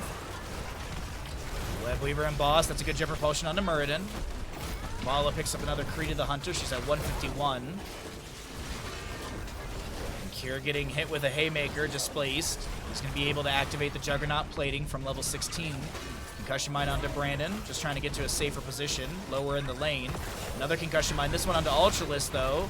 Pulls this Vala near the keep in mid, but won't be able to get any sort of significant damage, as the double support composition is really good here. We do have the core shielding starting to drop on the right-hand side.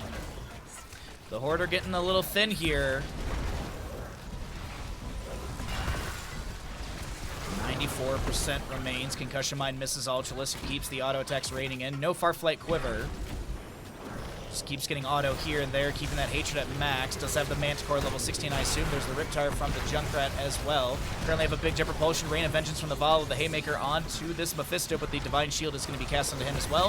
Mephisto fine, jumps into the enemy squad, tries to take down another enemy. Sai really, really low. A lot of healing over time onto this Mephisto, but the core shots will take him down. Unfortunately, the damage is enough, and the Alliance will be able to take down this core. Map number 4 of the day to the side of the Alliance. GG, well played.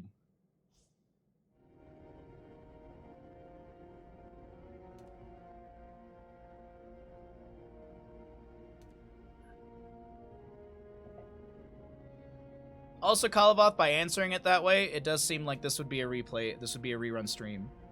We have to choose our verbiage we have to choose our verbiage specifically.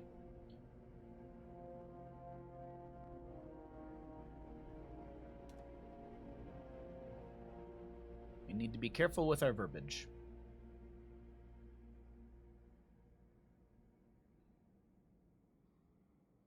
But, a good game.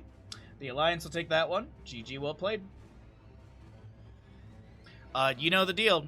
We're pushing for subs to 700, blah, blah, blah. Please subscribe, all that good stuff. Your subs keep the stream going. If we don't have subs, we don't keep streaming, and that's the end of that.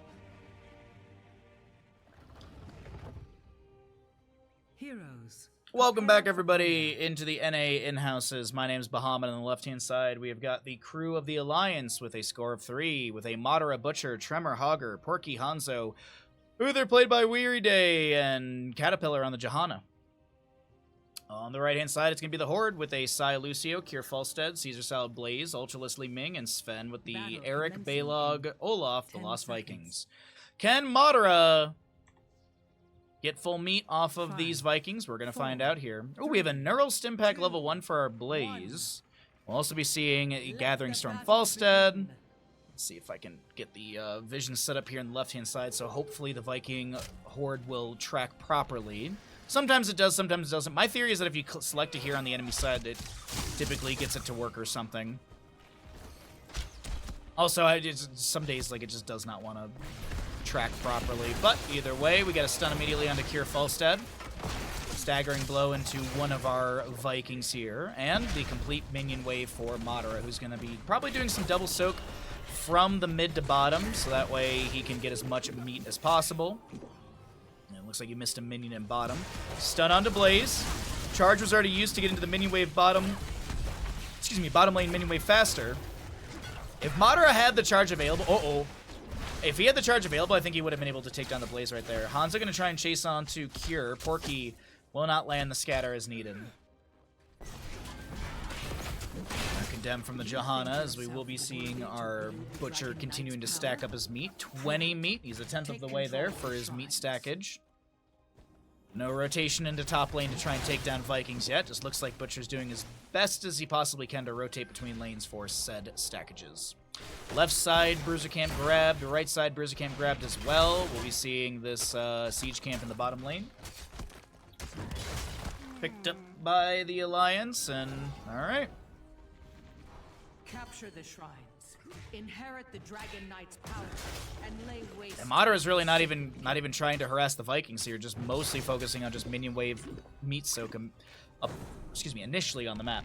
Blech. No level 4 yet. Almost here for both sides. We'll be seeing that come through, and I'm very curious if the Vikings will go into what they're going to be picking up at level 7 will be like the Eric Swift. Yeah, Eric the Swift. Okay. I feel like Sven often goes for that, but there's just so many camps on this map to bolster. I was wondering if you would consider going into the Mercenary Lord. Danger ping onto Sven. Gonna pull the Eric behind the gate again. We got Falstad, Balog, Eric, or Olaf in top lane to clear things out. Ming in bottom. Ultralisk looking for these magic missiles. A little sound wave from the Lucio as well. Oil slick thrown down on the ground. Immediate jet propulsion in the face. Is going to be a Jargon from the Butcher as well. Sound wave from side to create some spaces. Blaze looks to back away, and he will be able to do so. Hit with the brand of Butcher, but not going to be taken down. Top lane. Hogger staggering blow to push back the enemies.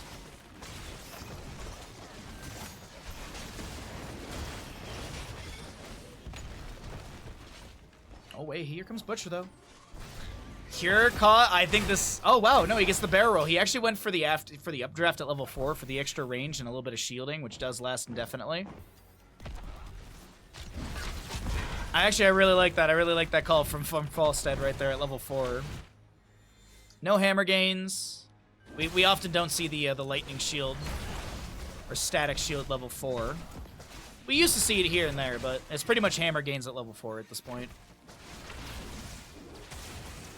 And of course, if you needed the updraft. Meanwhile, mid lane, Cure continues to soak up. Jet propulsion from Blaze into the face of this Johanna gets the activation of the Iron Skin. Combination from Ultralisk will be landing. Butcher charges in, looking to take someone down, and wow-wee, Falstad gets bursted down right there.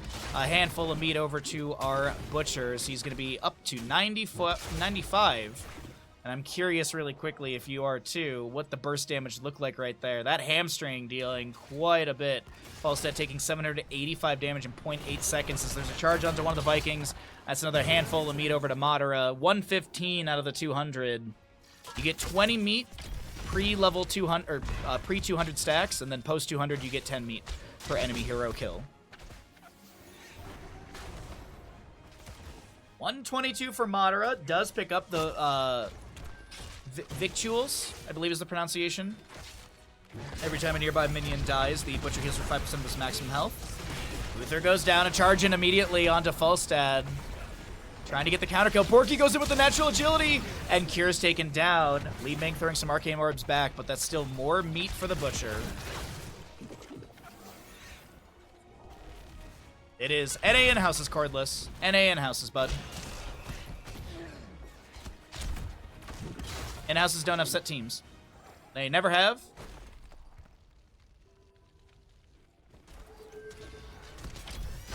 Jet propulsion lands onto Hanzo here. Neural stim pack activation, I do believe. Falstad flies in. Condemn from Johanna. Does have the subdue, but no punish into them. Butcher trying to back away. Gets the cleanse from Uther, and that's a stack of meat down. Madara losing, what is it, 15? Yeah, 15 meat upon death. Back to 144 of 200.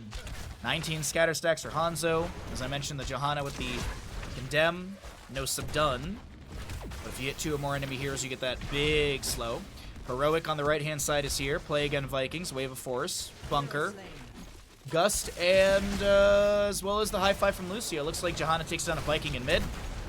I thought we lost. I thought we saw like missed a major kill, but not the case. Augur trying to hold top lane up against the Olaf right there.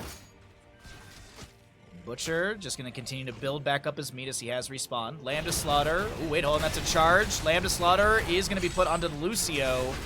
Dragon's Arrow, Hortipult, and the Blessed Shield. And Butcher's the one to go down.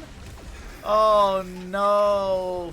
That's a total of 30 meat that Madara has dropped on the ground, as this is looking like Weary Day shall be picked off as well by the auto attacks of Falstad.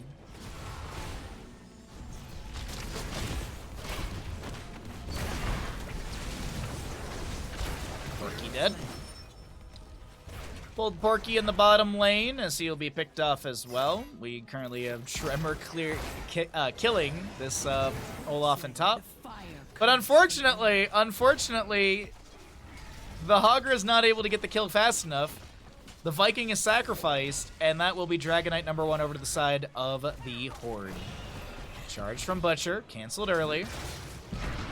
Twin Flames thrown in by the Blaze here.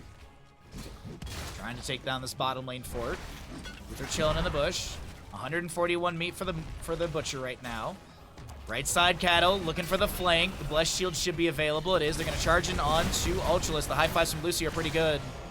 The Blessed Shield did go out, but the high fives mitigating that CC potential for these kills for Butcher as he now just goes back and clears minions. Falstad inside the Dragonite gets a kick onto Hogger. He's sent over towards the top lane area. Doesn't look like he's going to be taking down the Dragon's Arrow. Almost getting the stun, I think, onto Falstad there.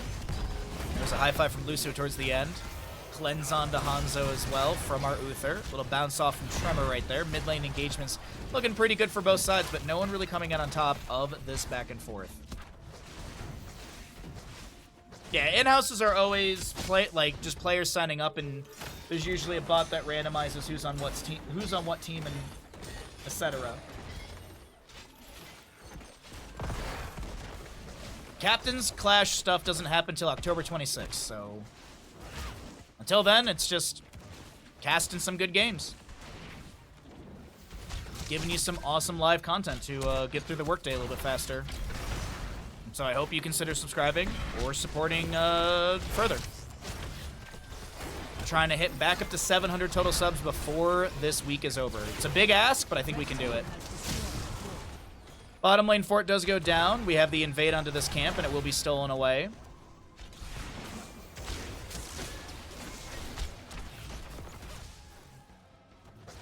And Bandit, you are perfect. Thank you very much, Cordless. Appreciate it, bud.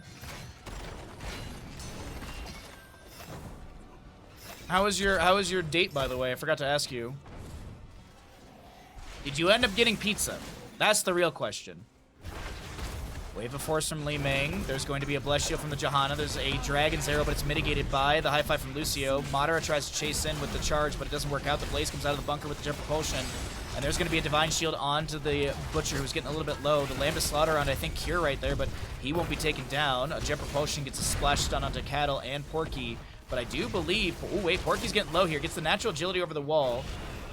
Butcher tries to charge in, but he does cancel early. He's not going to continue that charge. 159 meat for the Butcher as Li Ming lands a couple auto, magic missiles into the fort here. And our second objective phase is up and available. Power is yours. Charge onto one of the Vikings here. High Five from Lucio mitigates the stun. Ended up going to Lincoln Park Zoo. Lions, red pandas, giraffes. Oh, nice. Zoos are always great. I tried to save this realm. Now it Chicago has like that amazing aquarium. It's Shed's Aquarium, I think is the name of it. That aquarium is fantastic. That one's amazing. That's like always on the list whenever I go to Chicago. Red team has destroyed a fort. But I'm glad it was good. Yeah, Shed with 2 Ds. That's it. Yep. Not. I always make it possessive. I always say Shed's Aquarium. That's from Falstad. Kier flew to the top lane. I think he was going to try and pressure Tremor, but it doesn't work out. The Dragon Knight does go over to the right-hand side of the Horde. The Jet Propulsion from Blaze going in. Hogger lands a bounce off the wall to safety. Tries to lock Caesar Salad up against the wall there with a Loot Horde, but doesn't land it in the right spot. Dragon Knight still stepping in through this top lane. Viking soaking bottom. Butcher on 178 feet. A huge Dragon's Arrow, but the Blessed Shield, or the High Fives from Lucio are absolutely perfect there. The Blessed Shield went out as well. So much CC mitigation from Lucio right there. That was absolutely insane. And Eric continues to push up bottom. Hogger's going to head here to clear things out. Butcher, 15 meat away from full stackage.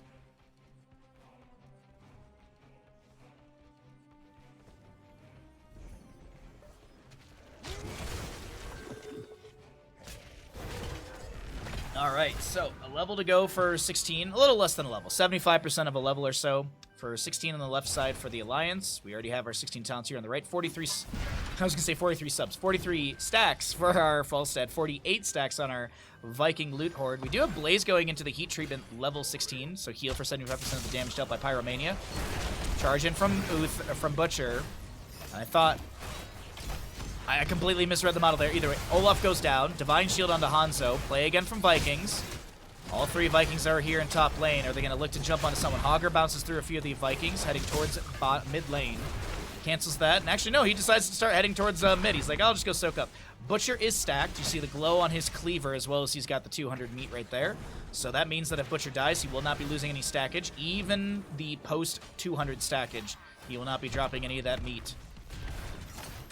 Madara's got to be happy about that. Can play a little bit more aggressive with this Butcher. Red team has destroyed a fort. I think that was mid fort that just went down. Yes, indeed. No, top lane fort. I believe top lane fort just went down. Condemned from the Johanna. We have a Lambda Slaughter on the Lucio. The Bless You from the Johanna. They landed a really good target. The Gust from the Falstad pushes some of the enemy away. The bunker is summoned by Blaze in time. Will be able to create a bit of a barrier for some of the allies around. Very low red members on the right, but Tremor, Madara, Cattle are all down to like 25% HP, and you don't want to give that reset potential over to Ultralisk. One reset could be the pop-off moment for this Li Ming, and there would be some respect. Porky actually still poking at this Li Ming, gets her down to like 15% HP or so, but Li Ming will not go down. Viking in top, Viking in bottom, Viking in mid. That's a Dragon Knight over to the side of the Horde. And look at that, little dance from the Dragon Knight in mid. Little dance. Look at them go. 59 Q stacks for our Falstad, 52 regeneration globes gathered by the Vikings in 13 minutes in this game. Not too bad. Balog in top, Eric in bottom, Olaf, of course, inside the Dragonite here. Looking to maybe push things up in mid. Hogger heading to top. There's going to be a charge in from Butcher. Doesn't cancel it. Looks to get some damage onto Caesar Salad. There's going to be a Hortipult in from the Hogger. They managed to land the Dragon's Arrow. Gus from Falstad. Now, Madara does need to step up over here to get this patch of meat, if I'm not mistaken. Yeah, you can see it kind of bouncing around over there, and it will expire at a certain point, but no. Butcher's going to keep trying to find kill after kill, or more kills. High five from Lucio. Lambda Slaughter up in 1 second. Good scatter from Hanzo. Lambda Slaughter. That was a real... that was real ambitious Madara to try and land that Lambda Slaughter. And I think that meat is gone. So Madara could have just rotated out, gotten 10 meat. But it doesn't go their way in the end. The Dragonite in mid did open up a little... Oh, no, actually didn't open up anything on that keep front gate. Just clearing out minions here. Madara goes to top for a second. And he's actually going to rotate into the Bruiser camp. 4 to 5 in kills, but look at this experience difference that has formed here. Look at the experience stuff. It's 8k difference between mercenaries, minions, passive experience, and structures. It's about an 8k difference. 69,000 experience in total for the side of the Horde here. And the Viking value coming through. 56 stacks. Let's double check this is actually tracking correct, and it is. And it's quite increased regeneration for our Vikings. Quite a bit increased. Yeah, 42 regeneration per second. Golly.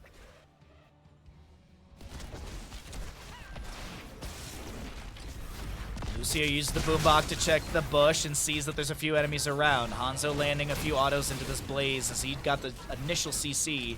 It seems like there'll be a jet propulsion, forces out the Iron Skin, but Johanna will not be taken down. The siege in bottom lane is pretty good. It looks like our Hogger maybe finds a kill onto Balog in mid lane. Eric rotates over there. 20 talents here on the right side. Fury of the Storm, Repulsion, Fortified Bunker. We have Epic Mount on the Falstad, so he can fly every 25 seconds, or he just has a 25-second cooldown. We also have a House Party for the Lucio. Butcher charging in. So no mixing fire for the Lucio. Just going to be going into House Party with the each ally affected by Crossfade. Lucio gains 8% increased healing. Prepare yourselves, heroes. The shrine is Repulsion into Madara. Got a Bale or an Olaf with the large in charge. Lucio goes and high fives an ally. That kind of baits Madara out of position a little bit. Leo's the Lambda Slaughter, tries to take down Cure. And the Dragon's Arrow does manage to trade here. Butcher, of course, wishing that he could have picked up that meat. Natural agility from Porky as Sai on the Lucio is able to speed on out of here. Ultralisk inside the bunker. Not a whole lot of HP left on this Li Ming, as she will be able to blink for a moment, but the shield glare from Johanna finds the kill into her. But will it be you? 89 overkill into the Li Ming right there. I was just curious really quickly. Tremor heads to top. We've got 20 talent here on both sides. We actually have the Slaughter House, so Lambda Slaughter now chains all enemy heroes in range. You have the No Control Hogger. You have the Bulwark of Light. Very weird pronunciation, but it's Bulwark. I believe we've looked this up on stream. Radiating Faith as well for the Johanna and Bullseye for the Hanzo. 2 to 3 in kills. Butcher about to respawn in 10 seconds. He's still at 200 meat. He's not been able to get any sort of extra meat stackage. There was one opportunity, but he decided to chase off, and this will be a Eric going down in top. Margaret throws down a Loot Horde, heals up a little bit from that. There is a channel available for a Dragonite in mid, but it doesn't look like anyone's going to be able to grab that. Actually, maybe. No, maybe. Oil Slick ignited. Blaze finds the Johanna. Lucio is trying to chase onto the Hogger there. And throws down that boombox into the bush. Viking in bottom lane will get the counter channel on the Moonshrine. Butcher in mid, looking maybe for a charge target. Hasn't found anyone. There is a Viking in the top lane that he could go charge onto, potentially. Vikings do have jump, and I assume it's off cooldown at this time. Camp on the right was checked with the Sonic Arrow.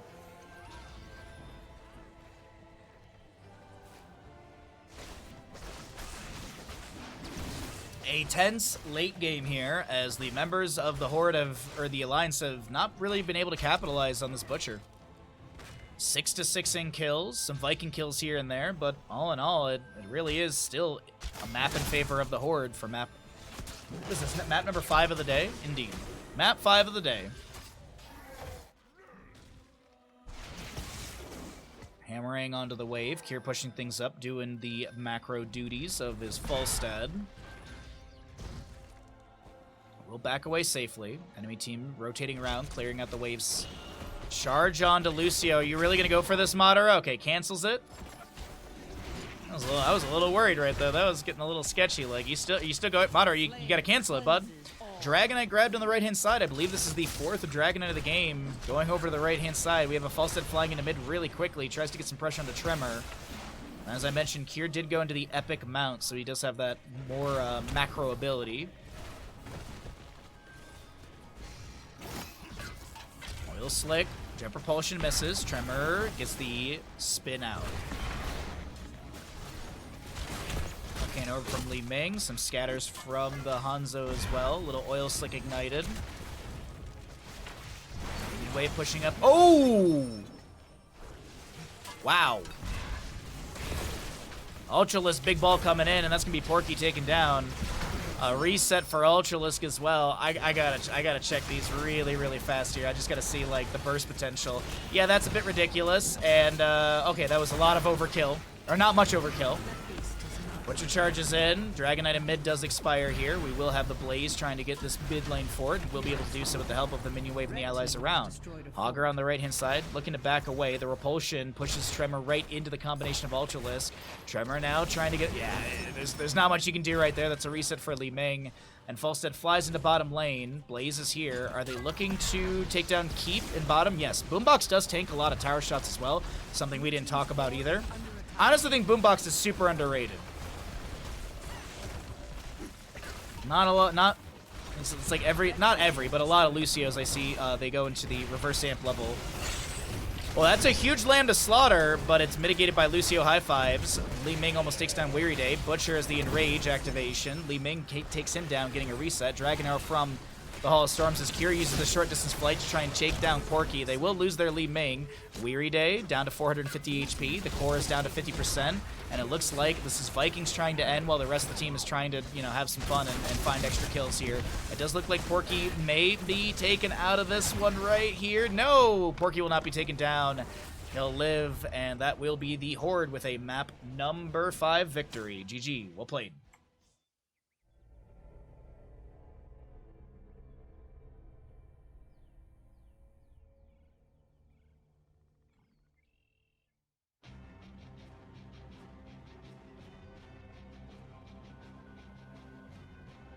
Okay.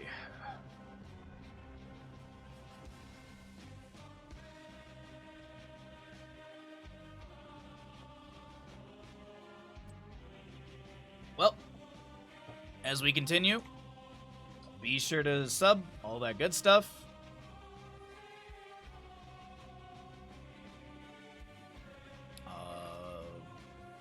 We're 20 subs away from punching zombies in Resident Evil 7.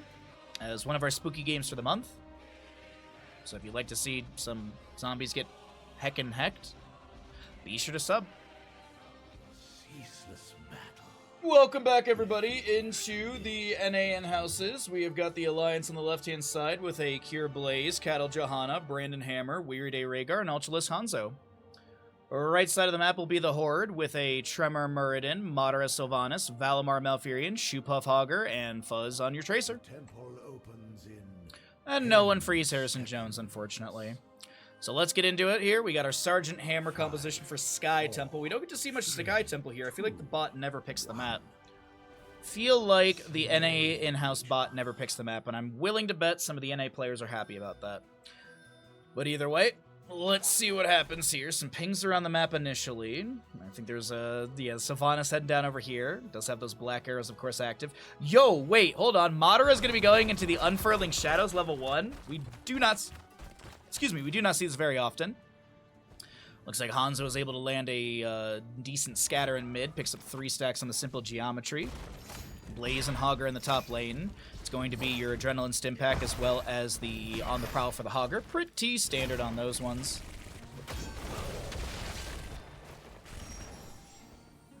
I never know what I won't get discounted. I got a cosplay recently and I got it cheaper than it, but it looks like I got it cheaper than it is now. Huh. A Stormbolt into the Hanzo in bottom lane. Ultralisk is able to get the natural agility away.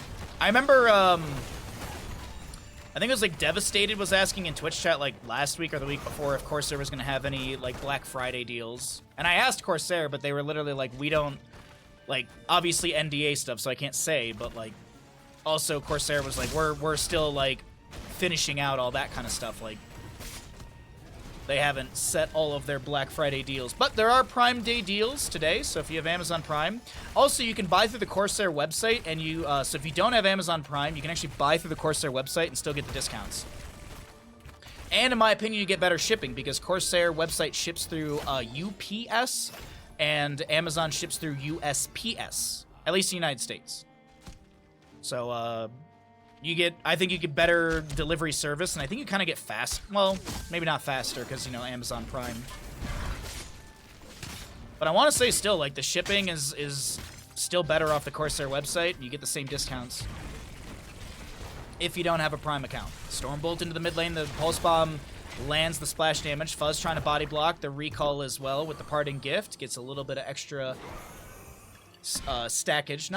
percentage for the Pulse Bomb. 6 stacks currently, so I was looking at Madara's level 1 right there. 6 currently on the Unfurling Shadows.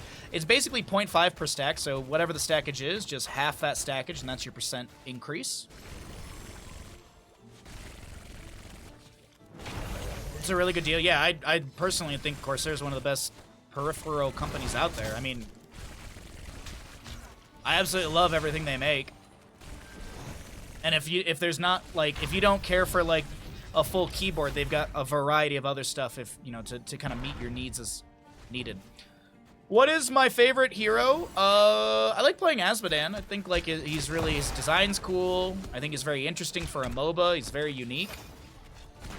But if I have to play, like, something like doing air quotes, like, if I have to play, like, meta, probably, like, Lucio, Deckard Cain, Falstad, Muradin, Dahaka. I love playing some Dahaka. But all in all, Asmodan. I like his motif. I like his design. Is he the most meta hero in the game? No. Are there better heroes than him? Yes. Like, you go to Infernal Shrines, why not draft Gul'dan instead of Asmodan, you know? But I like playing him. And I think that's kind of what matters a bit when you're playing games like this. Like, yeah, there's meta stuff, but there's also playing heroes that you enjoy.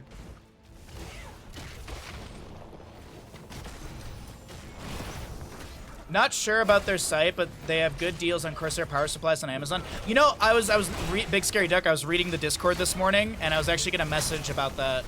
There are some decent power supply deals as well, if you're looking.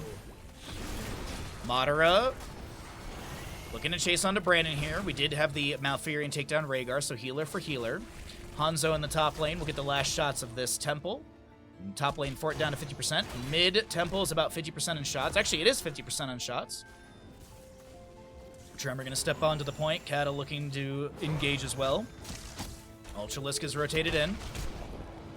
10 stacks on our Hanzo. No explosive arrow level 4. And Hogger will soak up bottom lane. The last shots will go into the mid lane fort here. I don't think it will take it down. This can be a root onto the Sergeant Hammer. Cleanse out from Rhaegar. Parting gift up onto Brandon. Fuzz trying to back away, but the shield glare from Johanna will take down that Tracer. Hanzo looking to get the last little bit of damage, but it's the Twin Flames licking the heels of Muradin as he is taken down. It's a double kill over to the side of the Alliance as they look to steal away this Siege Giant camp. Hogger gets a bounce through, and they're all like, hey, thanks Hogger. Thanks for the free siege onto this Shoepuff. Oh no! Shoepuff trying to back away, but it looks like no. They will not be able to chase him down. Camp will be hit with an assist ping. Boss is spawning. We're 5 minutes into the map. And we'll get our next objective phase. It's going to be a single in the bottom. The first 2 objective phases of this map are standardized. After that, we get into our RNG of said map. So let's see our Siege Giants grabbed, waves to be pushed out, and wait for our next objective, Temple to activate.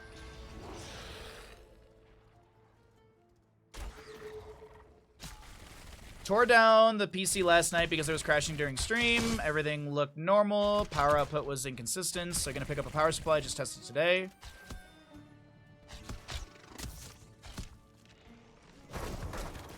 Well, I have a 1,000-watt power supply from Corsair, and I love it.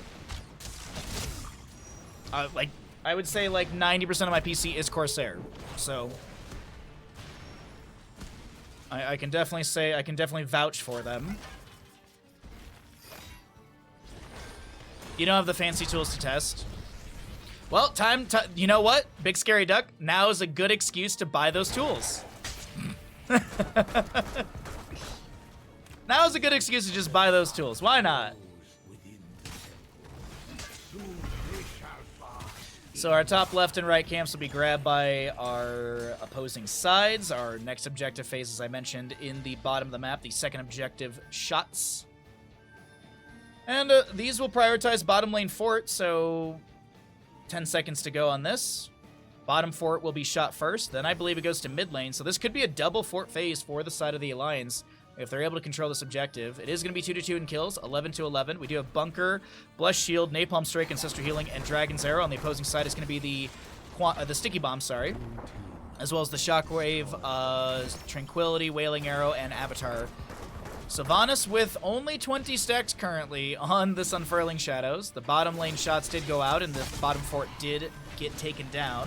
Johanna's going to step onto the point for a second there. The Dragon's Arrow, though, will be connecting on a Tremor. Less shields available for Cattle. Will actually activate that into Tremor, who does get his Avatar. Trying to get out of here. Valimar with the Tranquility. Cattle a little bit low. Three marks on him from Sylvanas. Up to 32 stacks. Nice concussive blast from Brandon as Fuzz comes in. Pulse Bomb just about full. Parting Gif activated, or the recall activated. Blaze rotating in. We're looking at a full 5v5 in bottom.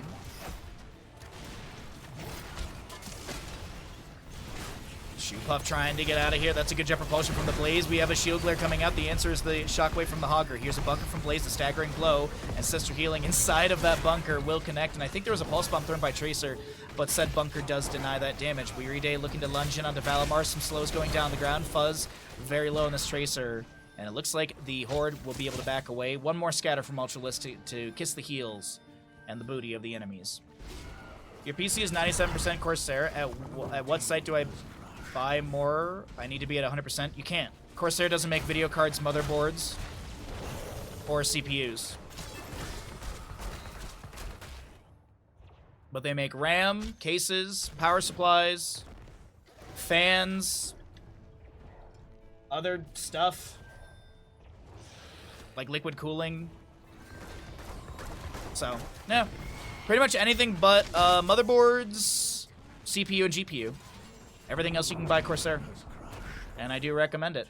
So a triple fort to be demolished here from these bottom shots, and a few go into the keep front gate there. Malfurion, I thought they were starting boss here, not going to be the case. 13 talents here. Bunker just coming off of cooldown. Cattle activates the Iron Skin, trying to back away. Pulse Bomb onto him. Bunker comes down from Blaze. Cattle jumps inside for the armor and a little bit of space so that the allies can rotate in. Dragon's Arrow for Hanzo is available if he wants to find an angle onto this. Looking at Ultralisk on the left side of our screen here. Hogger gets a bounce out. The Dragon Arrow from Ultralisk just passes on by, unfortunately, and Shoepuff will live. I think the Dragon's Arrow might have been enough setup to take him down. Meanwhile, Madara in top lane will quickly clear things out. Looking to push stuff up further. Next objective phase will be in the bottom and the center locations of the map. No boss has been taken just yet from either side. And maybe Tremor starts this out right here. Scatter from Hanzo will scout that out, though. Believe the scatter went in here enough to see this. Sergeant Hammer sets up in the bush. Murden, Dwarf tossing, so they do see the boss at 75% HP. Murden, Malfurion start to back away. Looks like the boss will be leashed and go back up to full HP.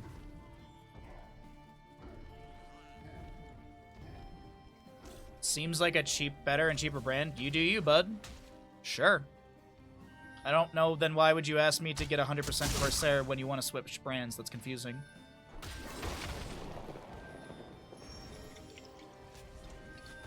If you can put fancy RGB lights on it, Corsair makes it. Well, I mean, yeah, true. I was looking at the power supplies today, and I was like, oh, you can get a power supply with RGB. Huh. Feel like you really wouldn't see it. Well, I guess maybe some cases you would. My case, you wouldn't see it. I have like that little side thing, so the power supply is kind of tucked away with all the wires.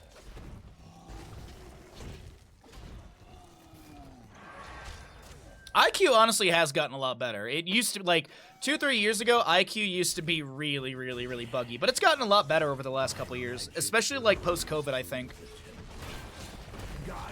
I think there was a lot of time for them to work on IQ there, since there was the chip shortage and stuff like that, so they were able to focus on other things that were already created. The Dragon Arrow goes right by Madara, but there's still enough CC to collapse onto her. Sylvanas will be taken down. 16 talents here on the left-hand side. We currently have singular temple channeled by the side of the Alliance, but it's recommending, or at least it says, that the bottom should be held by the Alliance members, especially after getting the Sylvanas kill. Valimar trying to back away, and Hanzo gets the kill. Just Cattle running right into the face of that Malfurion.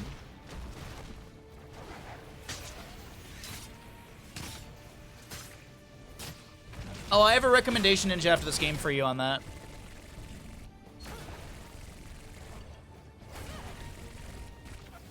Do the last 5 shots do more damage, or just special because they shoot in a row? The last 5 shots deal the same damage.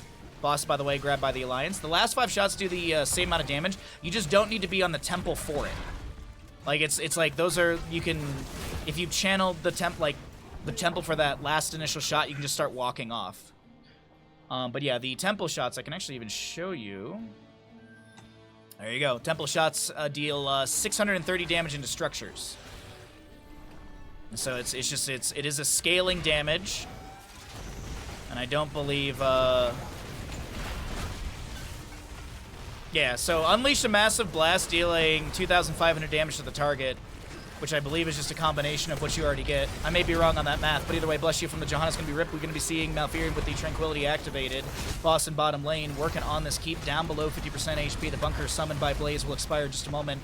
Brandon on the Sergeant Hammer starting to roll around, still playing it safe at max range, taking a shot or two, but is going to be able to activate the thrusters, the hyper thrusters, and back away.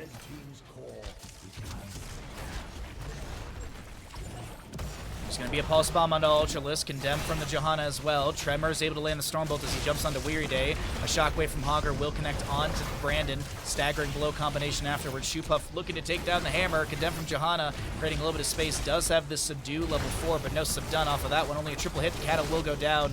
Cleansed by Rhaegar, but it just won't be enough, and Malfurion traded. Parting gift from Tracer. Hogger gets a bounce off the wall here. The Scatter almost takes him down. And Mater is able to Haunting Wave away. But yeah, even then, I don't even think this tooltip is correct, actually. I don't think the tooltip for that final blast thingy is correct. But you know what? We can sit here and see. We'll see if the remaining shots are going to be jumping up in damage. We probably won't have any sort of engagement for a little bit here, so we can just leave this up on the left-hand side. Let's see Muradin kind of scouting over here on the left, just peeking back at Rhaegar. They will be able to get the mid lane keep. Still 630 damage. We're getting into the last few shots. Hogger and Sylvanas will grab mid, so they're at least going to be able to get some sort of value on the map right now. Rhaegar jumps off the point. 3 more to go. There are some danger pings around. I'm not sure what's going on with that one, but yeah, they'll get back onto the point here. So we can do our math, or we can do our little experiments. Let's see if the number does change for the last 5 shots. 630. Looks like it's 630 still. And I don't think that tooltip was right, because 2,500 with 6,000 something or 600 and something damage into structures, that math don't add up. So tooltips sometimes don't update. It is a fact of Heroes of the Storm. There are some tooltips that update based on the talents and stuff you get, and the vast majority don't. Assist ping over here in mid. 20 talents here on the left-hand side. The Dragon's Arrow will connect onto Madara, cleansed by the Malfurion. A root goes down as well to zone the enemies, and no rundown onto Madara right there, as our Shoepuff Hogger in top lane will push things up, trying to get to 20 talent here. Tracer doing the same thing in bottom. 44 stacks on the Sylvanas. Lands the 3 stacks onto Johanna there, but had to Haunting Wave before applying the Shadow Dagger. Looking to chase in. Bless Shield from Cattle, but the enemies are too far away.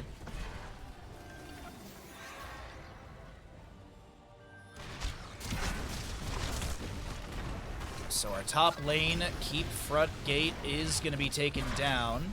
Minion Wave and... No, actually, Bruiser can't pushed up. This is the remaining structure as well. Top and bottom objective phase should be announced soon. As Tracer gets a Siege Giant Camp for bottom. Still just trying to grab whatever experience available. That's a great scatter from Hanzo, dropping Valimar Malfurion down to 50%. Tracer on the left-hand side going to be looking for a Pulse Bomb. Lands it onto Hanzo. The Cleanse. Ancestor Healing does come through. Farseer's Blessing onto Ultralisk, spreading that healing around. Hogger with a bounce through into the enemies. This is a... They're just going for it. They want to try and make it happen. The 20 talent tier advantage to the left-hand side. It's going to be a Hogger and Hammer traded. Dragon's Arrow into Sylvanas, and she'll be taken out by Blaze.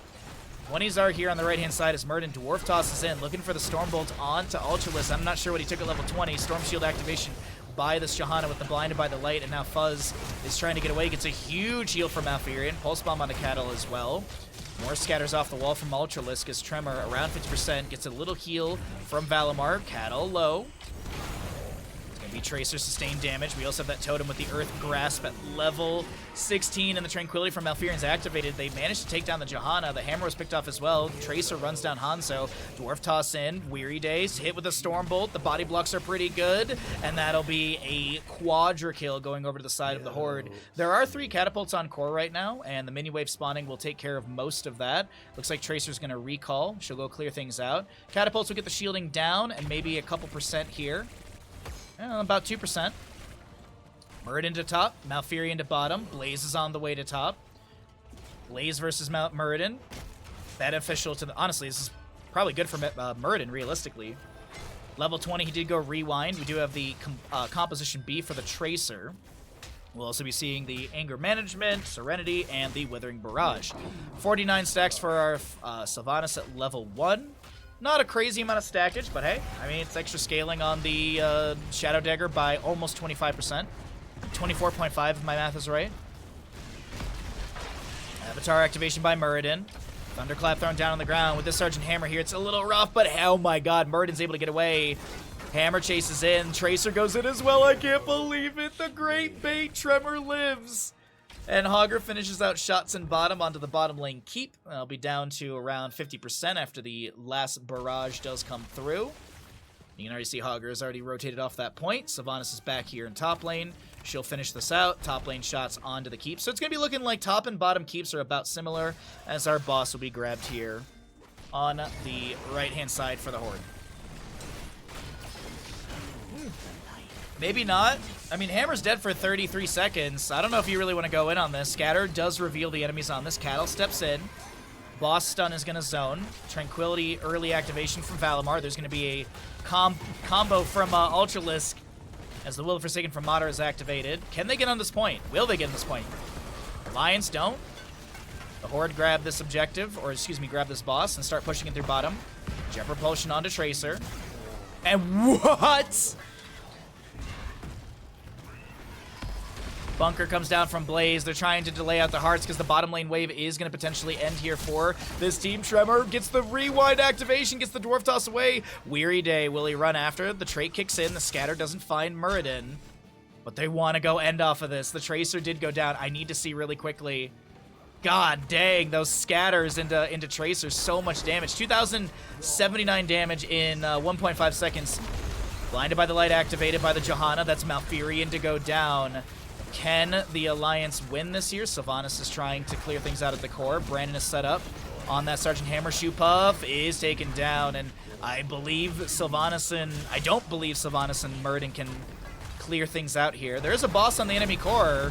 Jet Propulsion from Blaze onto the Muradin. Will the Forsaken activated by the Sylvanas as Tremor tries to jump onto Brandon here. The Dragon's Arrow goes to the side. The Scatter not connecting. The Ancestor Healing is going to be good, but Hanzo runs down Muradin, and...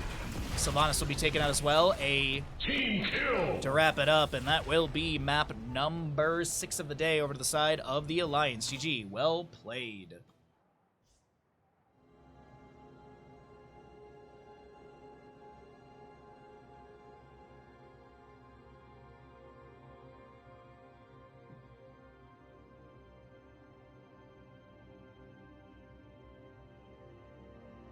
Well, a pretty good game right there. If you're enjoying the stream, we're going to go ahead and run out some ads really quickly before our next game, so be sure to consider resubscribing, gifting a sub, all that good stuff. We're 20 subs away from our goal. We're looking to push back up to 700 total subs by the end of the week, so every little bit helps us push up and sustain the stream and bring you more Heroes of Storm casting, commentary, and streams to get you through your workday. So definitely give that a consideration as we get set up for another map of the NAN houses. Prepare yourselves for battle, heroes. Welcome back into the NAN houses. On the left-hand side, we have our Alliance players with a Madara, Cassia, Porky, Rhaegar, Ibtings on your Li Ming, Brandon, Johanna, and Shupuff Blaze. I play hardcore, so I'd rather have them have everything right and be in game. Yeah, exactly. Yeah, exactly, Kaladin. That's the perfect way to say it.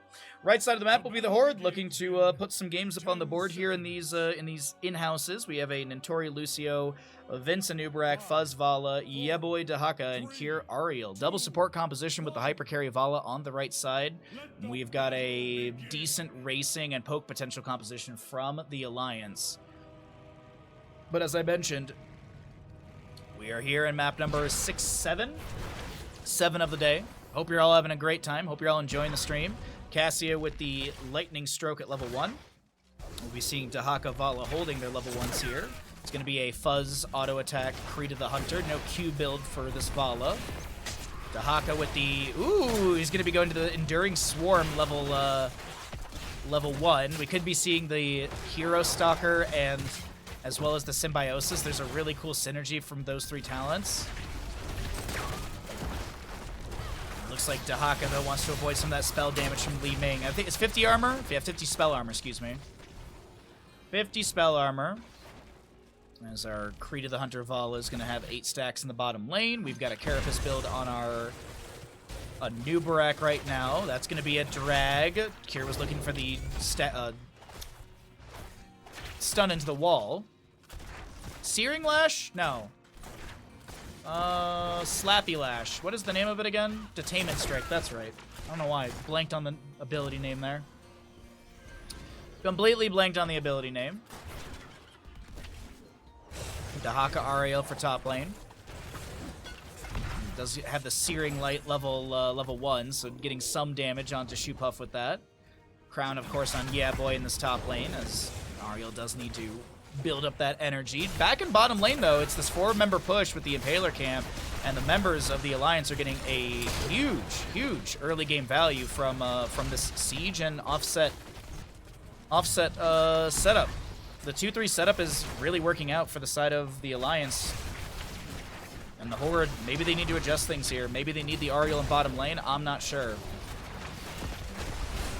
Either way. Impaler Camp's still fairly healthy. Miniway pushing up. Madara's like just running right at the enemy out of tower shots, but a little deep in the lane. Fuzz low on the right side, so it makes sense with Madara's pressure. 12 stacks on that level 1 for the Thunderstroke. Ariel coming in for a flank on the left-hand side. And Nubrak burrows in, lands the initial CC. Cassia goes in for the fend, and Tori should be able to trade Cassia's life. Okay, so they do take down the Vala, though, which is going to be 1 stack of her Kree to the Hunter, so she's down at 20% bonus attack speed. We do have the repeated defense for the Ariel at level 4. Subdue for Johanna. Okay. It is Hero Stalker level 4 for the Dahaka. So we'll see if he goes into the Symbiosis level 7. It's honestly, it's bonkers. It's bonkers how much essence you can get. I've had some, like ARAM specifically, you really get tons of value.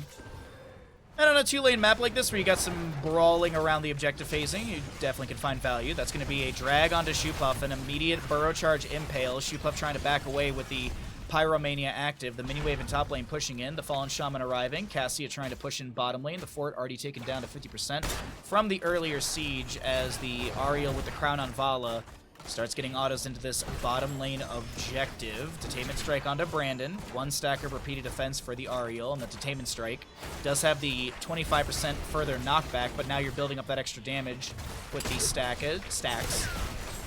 A purge from Rhaegar onto Kier here, getting that slow. It's going to be Vala finding the kill onto Cassie on the top of our screen, as Ibtings was doing their best to push onto this fort, but I think Not Kerrigan, sorry. This is going to be this Li Ming dying. Oh, there's no way you get... But you no way.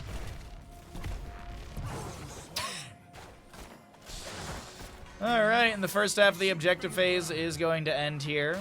Looks like no one cares to gamble, so I guess we'll stop doing gambles on the channel. There's really no point.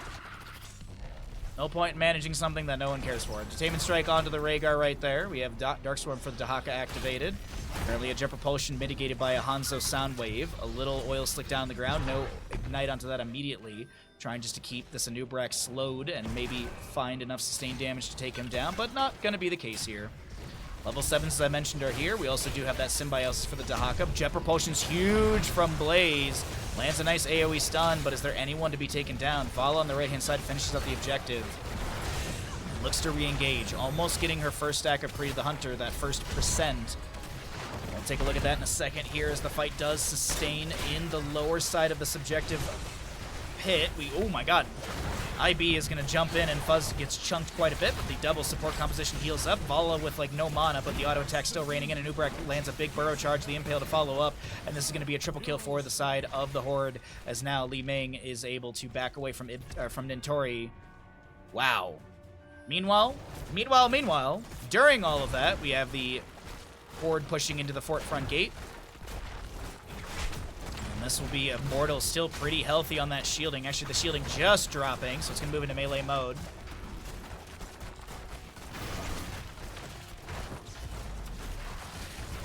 Auto attack still going into the fort here. That's going to be a push-off from Lucio. Actually pulls Mater out of position with that Fend. A little heal goes down onto Nintori. Just wall riding and autoing the sidewall to open up the lane a little bit further. Blaze heads to top lane. Dahak up there as well. There's an Impale off the burrow charge for Vince. Johanna steps in with the Condemn, but Brandon can't find what he's looking for. And I do believe this is the Immortal phase ending and the objective and the members of the Horde backing off here in this bottom lane. Shield Glare from the Johanna. Detainment Strike going out as well. Lucio amps things up. That's going to be that's going to be a nice big burst on Anub'arak. He does go down. And finally, the members of the Alliance can find a kill of their own. If you are curious, let's see. Anub'arak burst. 2,070 damage in 0.7 seconds. A lot of Li Ming damage. Good twin flame value as well. Dahaka in top lane starts working on the Impaler camp. Blaze will be scouted there by the Ariel, who's about to get level 10 for the allies off this wave.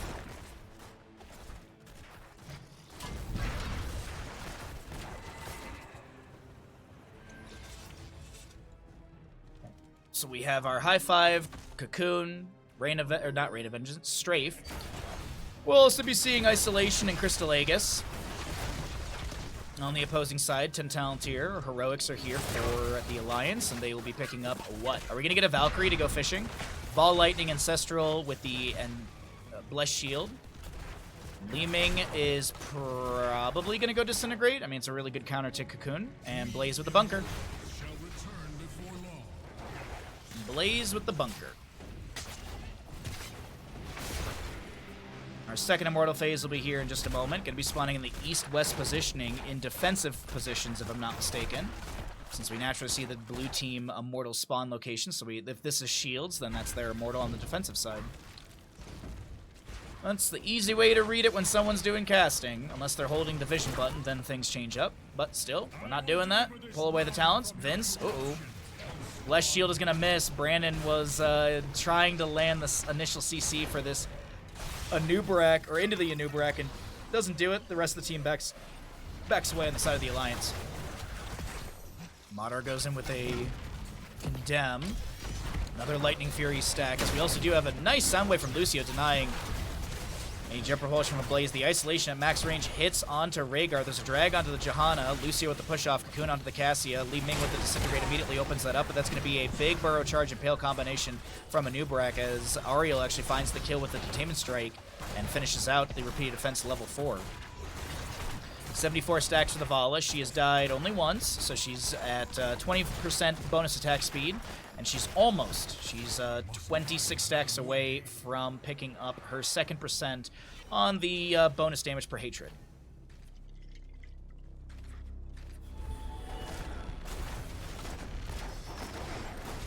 Couple autos into this Immortal, but they back away on the right side for the Horde. Condemn from the Johanna pulls in Vince, and Nubrak burrows, looking for something. Impale onto this Rhaegar. Meanwhile, though, we're still waiting to see how this fight unfolds further. Jet propulsion from Blaze right into the Vala. She gets cleansed from the high five of Lucio. The ball lightning from Cassia, and the strafe from Vala activated. Currently have Madar going in for the Fen. Vala with, like, no mana at all. She does have that hot pursuit. The jet propulsion from Blaze, but she gets a huge chunky heal from the Ariel and the Lucio. Nintori, Fuzz, and Cure kind of bait the Blaze into bad positioning on that one, and now Ibting, Sporky, and crew are looking to get out of here. Cocoon onto Rhaegar. Li Ming does have a Disintegrate if she wants to break this Cocoon a little bit faster. Will be able to do so. The self-cast Ancestral onto Rhaegar as well. Yeah Boy lands the drag. A Nubrak getting a hit with a high five, or at least applied from Lucio. Yeah Boy so very low. Crystal Aegis from the Ariel. I don't know if he's going to be able to live. Does have that Dark Swarm active. And that level 1 for the extra spell armor for Dahaka right there. The Enduring Swarm.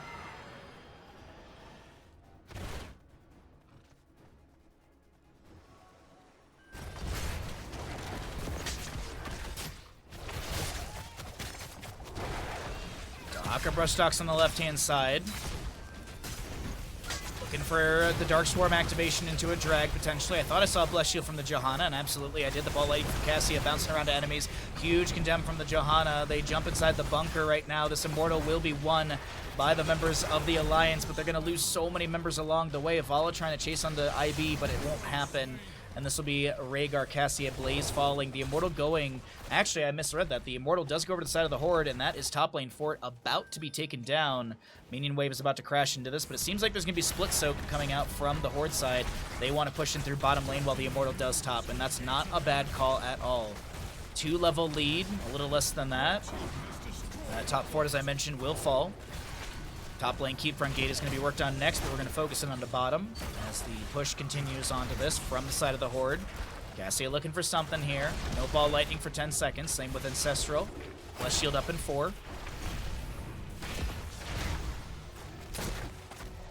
little bit of poke here and there. Blaze will be showing in top, so it's an offset fight favoring the side of the Horde, but they won't step in for this keep just yet. Getting about 25% off. Dahaka steps up, pops some Essence. There's going to be the Dark Swarm activation once again. Huge damage from Li Ming. Ball activates Strafe, and that is Dahaka with the kill into Li Ming. A Cocoon onto Cassia. No one to break her out any faster. Then, well, I guess Brandon steps up for it, but he's going to be punished for it.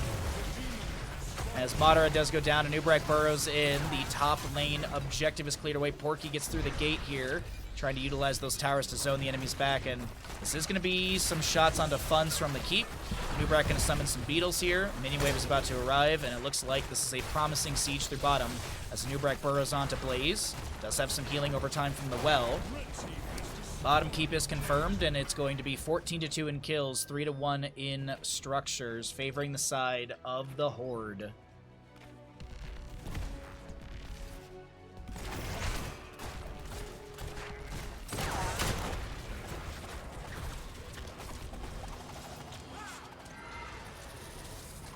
All right.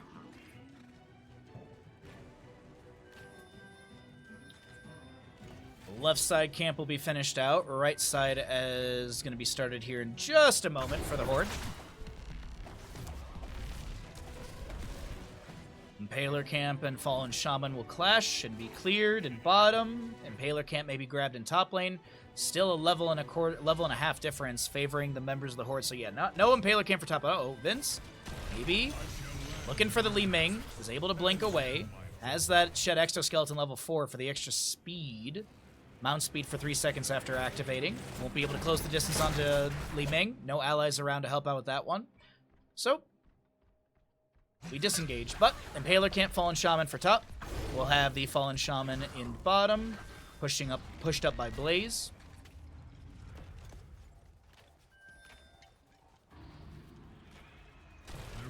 Looking for Porky here, lands the initial burrow, and that's going to be it.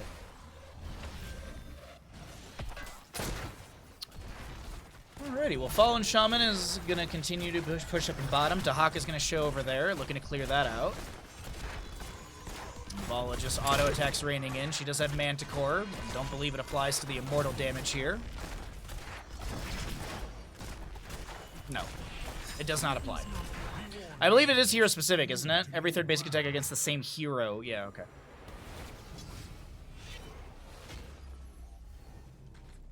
Immortals will swap locations going to the north-south again, but just opposites. No 16 talents here, but Dahaka was showing. He's going to go in bottom. He's going to go ahead and rush stock into this flank position, isolate the Rhaegar. The Strafe from Vala activated. There's going to be a big blind from the Cassia. The bunker coming down from Blaze. The Detainment Strike into the wall. The Ancestor healing on Amato is going to be just in time as the bunker will be cleared away. Now Brandon trying to get out of here. Shoot Puff so very low, and the Blaze will be taken out by an Ariel Searing Light. And Lucio tries to harass IB a little bit further. Now, it was a Searing Light kill, wasn't it? Yep, Searing Light, 44 overkill. That's actually pretty significant. What did it say? Like 279 damage from a full heal on an enemy, and it's 30%. That's not bad. That's not bad. So our 16, it's 16 to 18, 2 to 15 in kills. Yo, Lard, good morning, bud. I hope you've been well. Thanks for coming by. A drag onto Rhaegar. Vala vaults in. Corki getting low. Dahaka looking for more here. No feeding frenzy or anything like that. There's going to be a bless shield from the Johanna, but he does have massive cooldown and extended duration on his Dark Swarm. The isolation into this Johanna as the Detainment Strike pushes her up against the wall. Li Ming did get picked off by a Nubarak, and now the Immortal with full shielding moves into the top lane keep.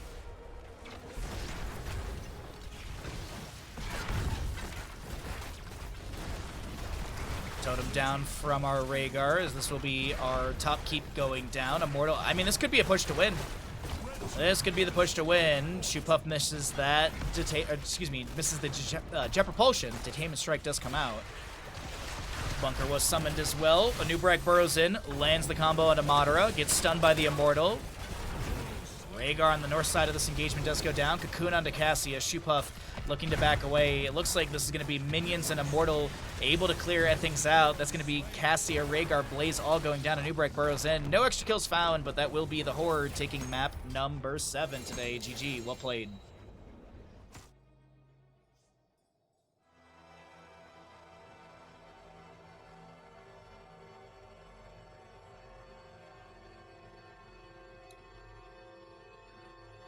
All right. Nicely done, Madara. Nicely done. You may have lost, but you got 69 heroic damage. As I said, we're going to be hounded on subs today. This week, realistically, I'm going on vacation next week, so we are aiming to hit 700 total subs by the end of the week. We are 70 away. We're currently 20 away from our sub goal. If you feel like supporting the stream, if you love Heroes of the Storm, if you love the casting, if you enjoy having someone to get you through your workday, be sure to take a look and see if you would like to support via gifted subs, S-Set, or resubscribing, or even starting a brand new sub of your own. All that good stuff. Let's go ahead and get ready for another map.